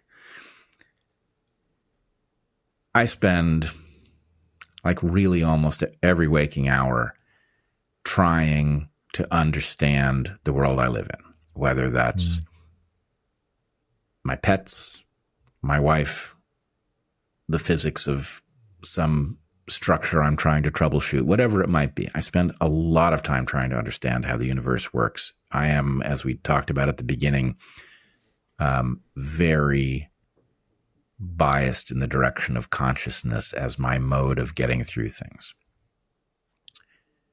And I've got a long track record of getting stuff right and getting stuff wrong and then correcting it and getting it right. And I feel like that set of what I think are truths about me should mean that when I say something really surprising, something that sounds moronic, that people should have the thought, I wonder why he would think that. He may be wrong, but he's not wrong for the dumb, obvious reason that he would be wrong. If he's wrong because of something that is worth knowing, rather than what I get from the world, which is, you said something we all know isn't true. And it's like, I said it knowing that everybody thinks that. I probably believed it at some point. I've come to a different perspective. And why is your instinct not to think, I wonder how he got there? I just feel like people should do that. And the fact that they don't disappoints me and annoys me. Well, let me see if I can add scares you to the list. So humans are very tribal. Humans want to be on a team. They want to feel the way they want to feel. And if the way they want to feel is enraged and they're coming and watching your content specifically to hate watch, they are using you as a drug that makes them feel the way they want to feel. And if that hypothesis is right, that basically humans are just drug addicts and we just do the things that make us feel the way we want to feel, and being on a team is often the thing that does that. I don't want to try so hard, so I'm on the team. Just tell me what to think. What's our stance on all this stuff so I don't have to do the research? Then that means that this is exactly how cultures move and why a mob can turn violent in what seems like an instant. And it seems like violence is just beneath the surface at all times, and it can snap in a moment. I think that view of humanity has the highest predictive validity of all time. And that one scares me. So I love humans. They're the greatest thing ever. God bless them all. And they also scare the life out of me. And Ray Dalio is very insightful on this because he's so just cut and dry. I've interviewed him several times. And his whole thing is, Tom, go where people are good to each other. And what he means by that is there's no permanent state of good to each other anywhere, ever. And he'll tell you it all runs on a debt cycle, but you can see it coming. And as it starts happening, you're going to move and you're going to go somewhere else where the energy is positive and people are good with each other. And because people are running these algorithms that they're caught in, they don't have the conscious awareness to pull themselves up out of it when you start talking about people en masse. And so look, I want to, if your audience doesn't know me at all, I'm always very careful to point out that from somebody else's lens, I'm one of the dumb ones. And so I do not see myself as above this fray. It is my very likelihood to get sucked into this that leads me to all the gyrations of trying to like stand outside of my emotions and look back in, because I know I'll get caught up just like anybody else. But that feels to me like it's not the sum total of humans. Again, humans are wonderful and all the great things I love are born of humans. But to lose sight of how predictable we get when resources get limited would be a mistake. Yeah, but it's 2025. And anybody who has not seen things that they were sure were true upended by things that they thought couldn't possibly be right isn't paying attention. So Agreed, but you yourself know that most people are not running that hyper-aware script, and they are running the team player, team heuristic might be a better way to say it. I know how to think because this is what my team thinks. These people make me feel included. That feels good. I want to feel included, and so I think in this way. Yeah, but I want to push back there. I mean, and I'm not saying that what you're reporting isn't accurate and the right answer. If you can change my mind, I'm here for it. Well, here's my point. I think everybody on Earth, at least anybody who's plugged into modernity, so they're paying attention to the conventional wisdom, has just been through multiple chapters where somebody has gotten into their programming and used it against them. Right? And this is happening almost constantly to us, right? Most advertising is somebody trying to get into your programming and use it against you. And in an era where that pervades our experience and our beliefs, and in an era in which it has so profoundly hobbled humanity, you ought to at least think, I know my programming is not secure from people who do not have my interests getting in and shaping what I think, which means I ought to be self-skeptical of what I believe. And when I hear somebody, if you don't know the person at all, fine, you don't know, maybe they are crazy. But if you hear somebody and they basically sound rational and careful and well-intentioned, and then they say something that really catches you off guard, the instinct to shut them down is it is you acting on behalf of somebody who is threatened by open exploration. And that's the point, is that I think what I'm hearing people do that troubles me is they are fending off information because they don't want to be caught in possession of it. Right? You know what I'm saying? No, yeah. Here's the thing. You are correct. You are accurately describing the world, and you used the correct word. You said ought. People ought to do that, which I take to be a moral statement. And I agree. If people reacted the way that you're telling them to, life will be better. What I'm pushing back on is you have a low predictive lament, and you are lamenting an ought. Totally with you. Couldn't be more on your page. I am meeting your ought lamentation with but the world's not like that. And I am not, the thing that my wife always tries to remind me to do is sometimes you just need to make sure that people feel heard. Brother, you are correct. And then the practical part of my brain kicks in and I'm like, but I know that people aren't like that. Not en masse. Well, but there is a reason that we humans do this hashing stuff out thing. Yeah. And in fact, let me ask you a direct question. Do you think by doing the DarkHorse and all the amazing things that you're doing, truly, and we did not give any first-time listeners to the two of us any sense that we know each other, but we know each other a little bit. And do you think of all the extraordinary things that you do, that you are changing minds, or are you filtering for minds that already run this algorithm of being open and wanting disconfirming evidence and then helping them along their journey? Great question. Let me tell you what I used to, by the way, I think my job as a professor changed in 2017, but I don't think it stopped being. Interesting. That's when it all went off the rails for you? Yeah. May 23rd, 2017 at 9:30 in the morning.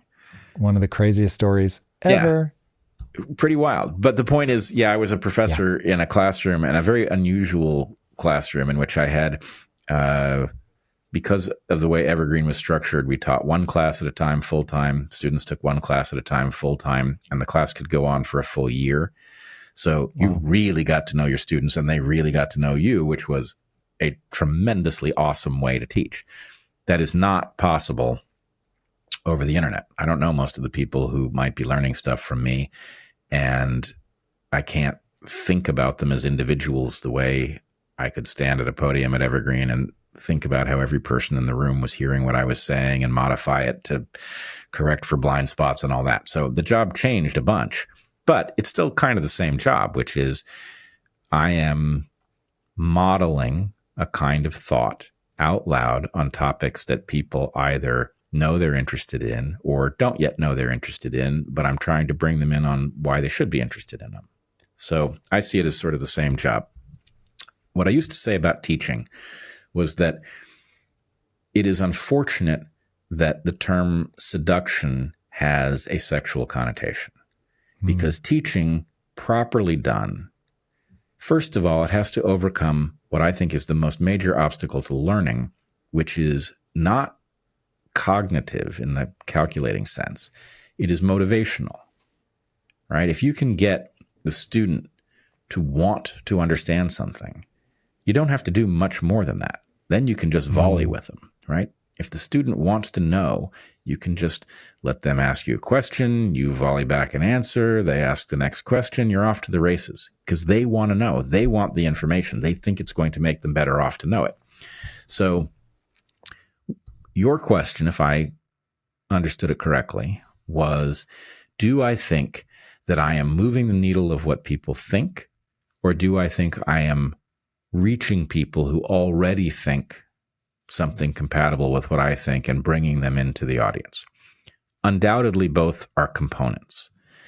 But even for the people who find themselves in my audience because they resonate with the style of thinking, or they have already been down that road a bit and they hear something that reflects back their own belief system, even to the extent that that's true, I don't think you're going to find anybody who thinks for themselves sufficiently that they would get value from our content who has a completely overlapping belief system.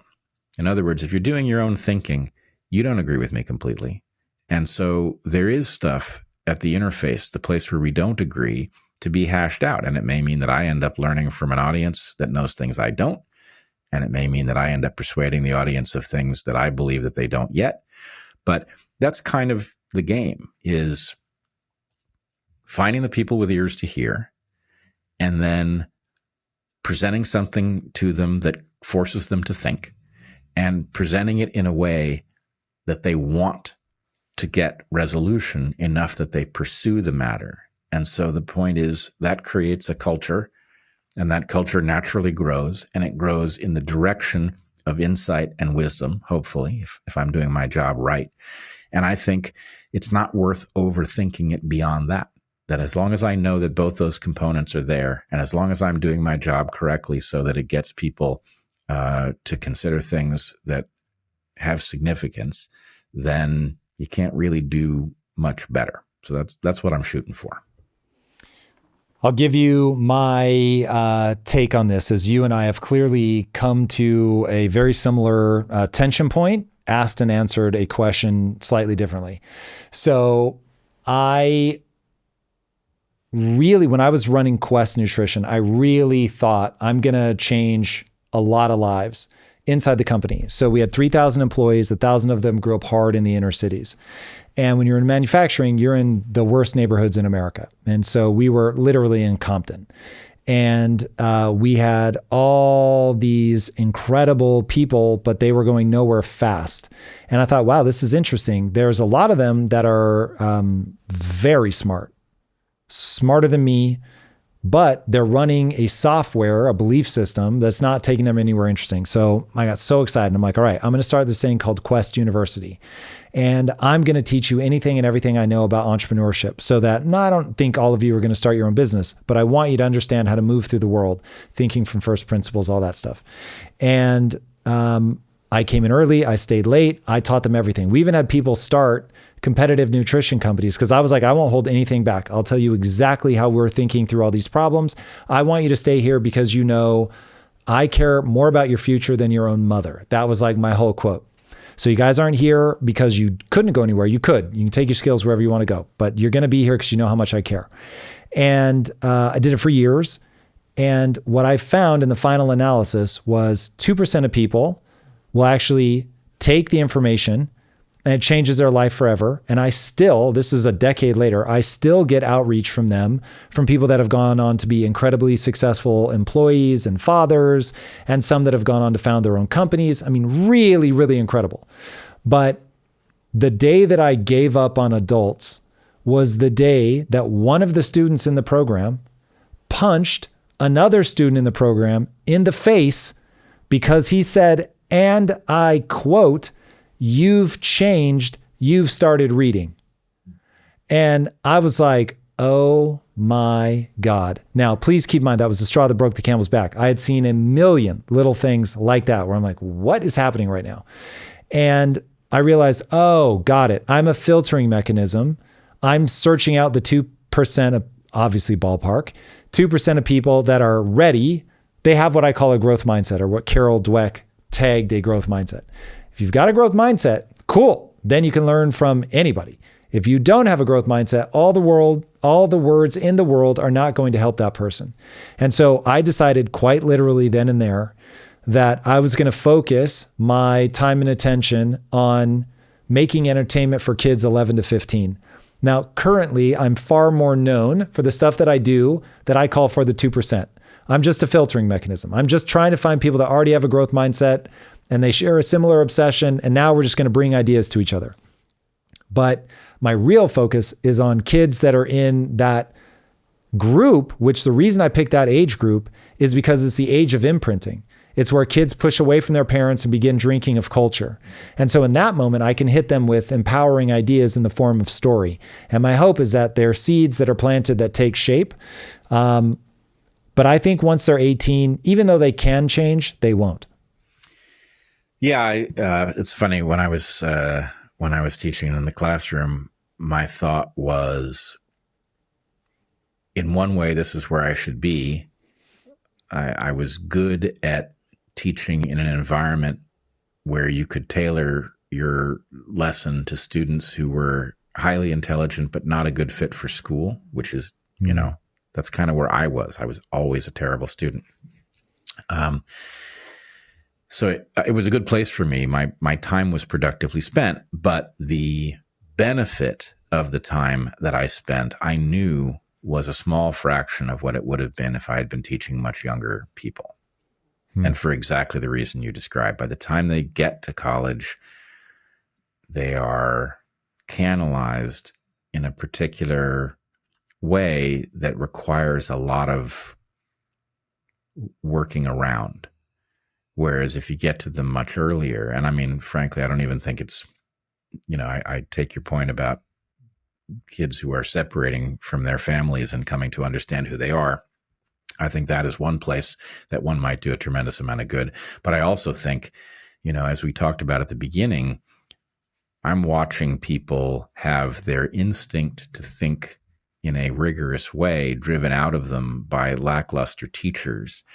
And if you can take a kid who has that instinct, and instead of letting it be drummed out of them, you can teach them to do it in a more productive, rigorous. I mean, I'm struggling for words that sound more fun than that, because if it's done correctly, it is more fun than that. But if you can hone that skill to critically inquire about how the universe works, then you can do a tremendous amount of good.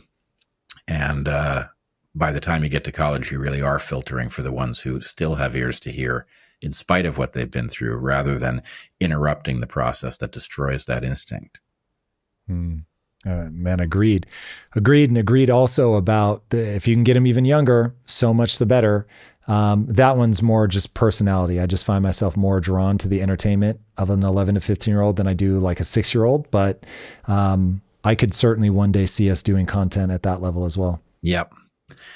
All right. I don't know how long we've been going here. It's been almost 2 hours. Are there other things that you feel we should focus on? No, man, I just wanted to sit down with you and have more time. This has been magical for me. So no agenda beyond that. Yeah, no, this has been great. At some point, I think now is not the time, but at some point I'd love to hear what you see in the world, whether you think our trajectory is a good one or whether we're off track, either still or again. And well, maybe I'll ask you that right now. We can close out with that. Yeah. So I think right now we are in a transitional period, the likes of which we have never seen before. And I do mean never, except for maybe if there really was a Younger Dryas, mega flood, that is this moment. I think that AI is a level of change at a pace that the human mind is going to struggle to deal with. We talked about this earlier, I'm very aware that change does not care about a generation or 2 generations. It's just completely fine hey, Mouth China, 100 million people starved to death. So it's like, yep, there will be a very difficult period where we go from sort of pre-AI to post-AI. And the right way to think about it is that we are standing on a technological singularity beyond which we really can't see. Now, that might be digestible if we weren't also on a precipice of a populist moment. So right now, you have the whole world going, hold on a second. I don't think things are good enough here. I don't care about everybody else. I want to collapse down to where we're at. And for anybody that understands Thucydides' trap, you will understand this moment. So literally, let me paint the picture for you. You've got Taiwan, which is the seat of our modern way of life, all the GPUs that we need for AI, and AI is the race to end all races. So that is all being made on the island that China, our now peer competitor, has said, we're going to reintegrate with Taiwan. All happening at a time where America's saying, hey, it's America first. We want to start tariffing, being the tough guy all around the globe. And I'll walk through each part of this carefully, but I'll do it quickly. And if you want to deep dive on anything, trust me, there's so much more to talk about. But you're setting up Thucydides' trap, which if you've never heard of that before, it is where a declining superpower refuses to admit that it's a declining power. And so it's going to do anything and everything that it can to continue to ensure that the tithing is being paid to it, that people are showing it the proper amount of deference. And then you have a rising superpower, and the rising superpower is saying, hey, I know I used to be the little kid on the block, but the reality is I'm not anymore. And I expect you to show me the respect that I've duly earned. And these two powers inevitably collide. I forget the exact percentage, but it's north of 70% of the time that countries are poised, where you have a declining and a rising in a period where the world order is changing, which is that moment, which has to do with the debt cycles. Again, as much as you want to go deep, just let me know. And we are headed towards that collision with the one island that's going to control the most disruptive technology that's happening right now in this moment. We are for sure already in a Cold War with China and behaving in a manner that seems designed to antagonize all of our allies. Not ideal, but thank God we're at least with this set of problems versus the set of problems we had with the Biden administration, which I would have voted for over my dead body. And so if we don't play this moment well, this could get ugly fast. But there is a way to navigate this well. And so I want to see us do that by way of quick thumbnail sketch.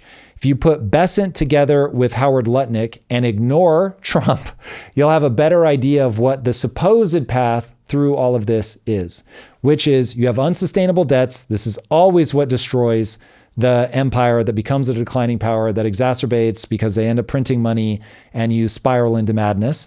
So Besant and Lutnick are looking at this saying, okay, we have a $2 trillion a year deficit. We have to get that to zero. So we're going to, through waste, fraud, and abuse, we're going to identify $1 trillion there by using Doge. And then through finding new opportunities, Lutnick is going to find $1 trillion in new revenue, whether that's through tariffs, whether that's tariffs plus the gold card, Trump's gold card, whatever. But they're confident that between that and sovereign wealth, basically looking at the assets that we have as a country and putting it on the national balance sheet, they feel very confident that they can do that. Okay, I think it's a big if, but if they can do it before the midterms and they can use tariffs to begin onshoring some manufacturing, Whole host of reasons why we have to do that, but we'll just keep it focused on China for now. Cannot have your peer rival operating in such a fashion where they control your manufacturing. And just like Israel can turn off the water and power in Gaza, and that is a bad situation for people in Gaza, great for Israel.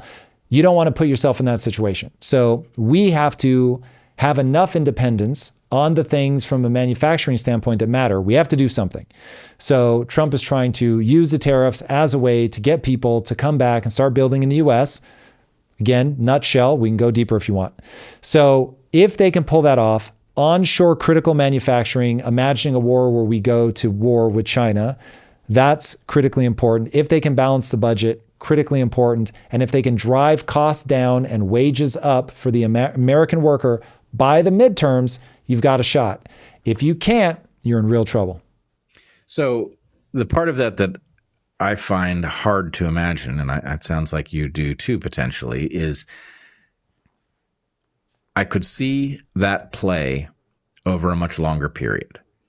The idea of being able to get past the economic hiccup that is sure to be caused by the tariffs. I don't want to say sure to be caused. I don't know, but seems sure to be caused by the tariffs seems unlikely. Do you think that there's a good chance of them getting to a point where Americans can actually feel the benefit in 2 years? I think they're playing a game of chicken, and I don't think the outcome is anything approaching certain. I think when I hear Bessent and Lutnick talk, this feels doable. When I hear Trump talk, all I hear is international chaos. And even myself now, as a capital allocator inside of a business, I'm like, hey, I've got enough to worry about from a I can't see the future perspective with AI. Please stop exacerbating that by policies that are so hated by one side and creating so much chaos in the stock market and with our international allies that it's like no one understands what the world is going to look like in 2 years, let alone 4 years. So you've got to eliminate the own goal uncertainty, which is the hokey pokey tariffs, as I call it. Like, stop doing that. If you're going to do reciprocal tariffs, focus on that alone, do it. Move it forward, be steady, let everybody know that they can count on you to do that thing. Instead, he's focusing on, I'm flexible, I just want to get the deal done. I understand that. I even get, given that he wrote in his book, The Art of the Deal, that you want to create chaos and ask for way too much so that as you calm everything down and ask for something reasonable, that you actually get people to say yes. So the need to move the Overton window, all of that, I get it. But it clearly has destabilizing effects on the economy. It's having destabilizing effects on our allies. Just yesterday, I think it was, you saw China, Japan, and South Korea doing the cross-arm hand-holding. These are three nations that have so much animosity for each other. It's like if you've driven them together because they see instability in what you're doing with tariffs, like, hey, maybe you don't stop because they got to see what they believe in through. I get it. Easy to Monday morning quarterback. But if you're not taking that as a signal, you need to start paying attention. So the second and third order consequences are already manifesting. And the thing, driving costs down, reshoring manufacturing, so far is all on paper and isn't in reality. So to me, there is nothing sure there, but I can see the lane that they're trying to get through with, again, Lutnick and Bessent explain it very well, very cogently, and they are two of the greatest capital allocators of all time, showing you, hey, we get wealthy year after year after year after year by understanding what's happening economically across the globe, not just in America. So they understand how the system works. But boy, oh boy, they are on a tight timeline. Wow. All right. And you touched there on Doge a bit. There's a lot of chatter in my circles about Doge in both directions. Yeah. What do you see? Are these,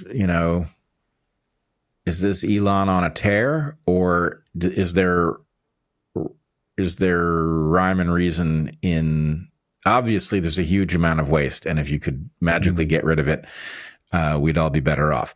On the other hand, the idea that you can rush in with a tiny team of young people, find that stuff, and I'm not expecting surgical removal, but careful enough removal to do more good than harm, I'm yet to be persuaded. What do you see?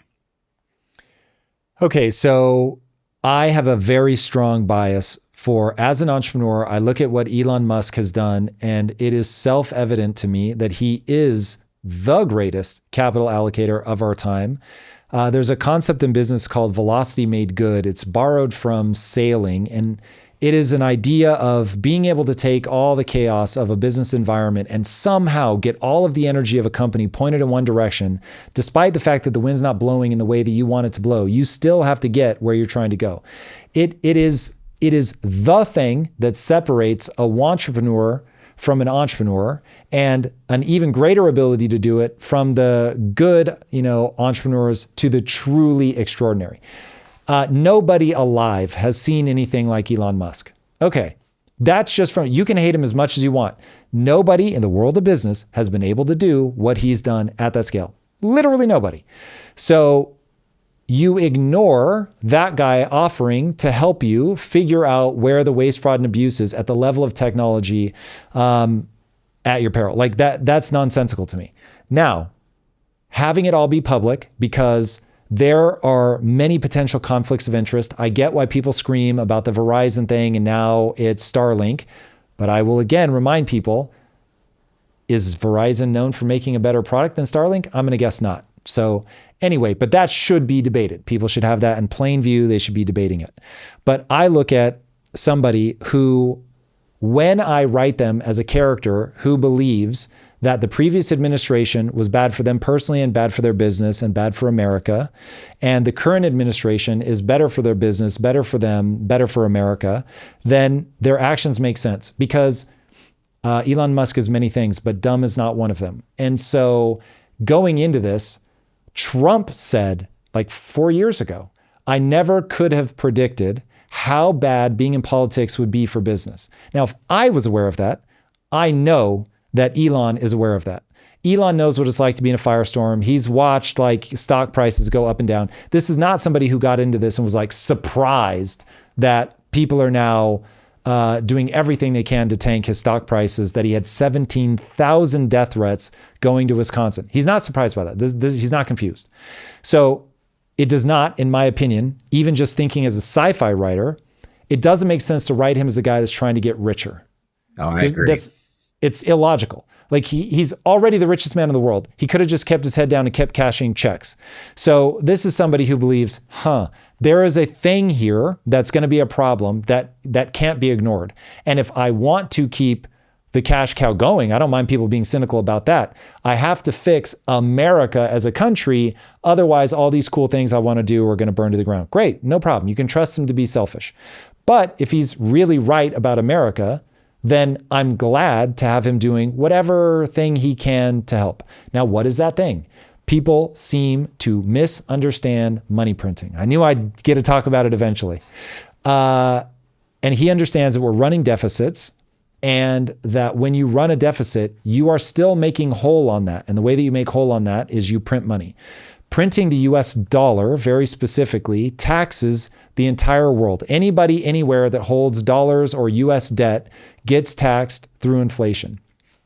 It ends up hurting the poor and middle class the most and ends up feeding through a flywheel that I won't take our time up right now, but it creates a flywheel that makes the rich richer and the poor poorer. And yet, it is the supposed people speaking up for the poor and underserved that are fighting the most to not have a balanced budget and to keep money printing. It is immoral. And I can't tell if they just don't understand it, because money is complicated, or if it's evil. Either way, it yields an outcome that is absolutely terrible for the people that they say that they're trying to protect. So judge a tree by the fruit that it bears, and that bears absolutely rotten fruit. So I look at Elon and I say, cool, greatest capital allocator of all time. While he does have a bunch of young people, he did the interview to show all the different CEOs and stuff that are helping him. There's plenty of gray hair there now. I think they're very disciplined in terms of They are posting everything that they're finding that's waste, fraud, and abuse. By all means, people can and should challenge it if people see that they're spinning the data, because as I say, there's lies, damn lies, and statistics. So I assume that Elon and team are spinning the data to tell the story they want to tell so they can take the actions they want to take. But I think every administration is going to do that. There's a guy named James Burnham who wrote a book called The Machiavellians. It's one of those, once you see it, you can't unsee it. Everybody in political power will do and say whatever they need to get and maintain power. So I certainly don't think that Elon and Trump are somehow outside of that. And so it just becomes a question of what is the end game that seems like it will be the most likely outcome of all of this. The most likely end game is that Elon almost ends up getting kicked off the boards of his company because he's doing so much brand damage. But the fraud, waste, and abuse becomes so clear that it's completely undeniable. And finally, people are going to realize that, okay, we hate him. We think he's evil. We think he's just trying to mess with Social Security. But yeah, somebody does need to do what he was doing. And that at least will be a win. And we will, I hope, balance the budget. And if we don't balance the budget, we will quite literally drive America off a cliff. And people think that there will never be a time where America won't be able to pay its debts, and there will. And that day is like distressingly close. I mean, 10 years, 15 years, like at this rate. Now, if you change it, you stretch that out and you maybe even get to a surplus, but not the way you're going prior to the Trump administration. All right. So do you take, there's a lot to unpack there. Do you take the actions of Doge as a clearing the decks for the construction of something? I see Doge. Go ahead. I see Doge as best thought of as the modernization of the technical infrastructure of the government. And in so doing, holding it accountable to expenditures and no longer accepting excuses like, well, it's actually cheaper and easier just to pay this bill than to try to track down like whether it's legitimate, or only whatever 80,000 people can retire in a month because the paperwork has to be sent to a mine, which is a true story. I still can't believe that's real, but it is. So modernizing the government, having accountability, the ability to audit it, which gives you transparency. I'm not a transparency maxi, but I come very close. And I want every dollar that the government spends to be put on the blockchain, to be visible, to be unspoofable, unhackable, and just be present. And everybody can look at it, and anybody at any time can go through and show you why the government is or isn't wasting money. That is what I hope will be the legacy of the Department of Government Efficiency. And how that's a controversial thing, how people don't want that is crazy to me. I was talking to, so I do the Tom Bilyeu shows live, and I was talking to our audience today, and I said, listen, the right way to think about this is as a thought experiment. Don't waste a bunch of time saying, I think that the data that Elon is proposing is fake. Instead, ask, if this data was real, how would you feel about it? Because then I'll know what your value system is. Because the data that he was showing recently that really spun people out of control was that the number of Social Security numbers that have been handed out to new non-citizen immigrants has gone up by like 10x in the last 4 years. And the question is, do we think that that rate of new Social Security numbers being handed out to non-citizens is a good idea? And if the answer is yes, cool. All right. So we want more immigrants. We want to make sure that we get them paying into Social Security as fast as we can. Okay. Value system clear.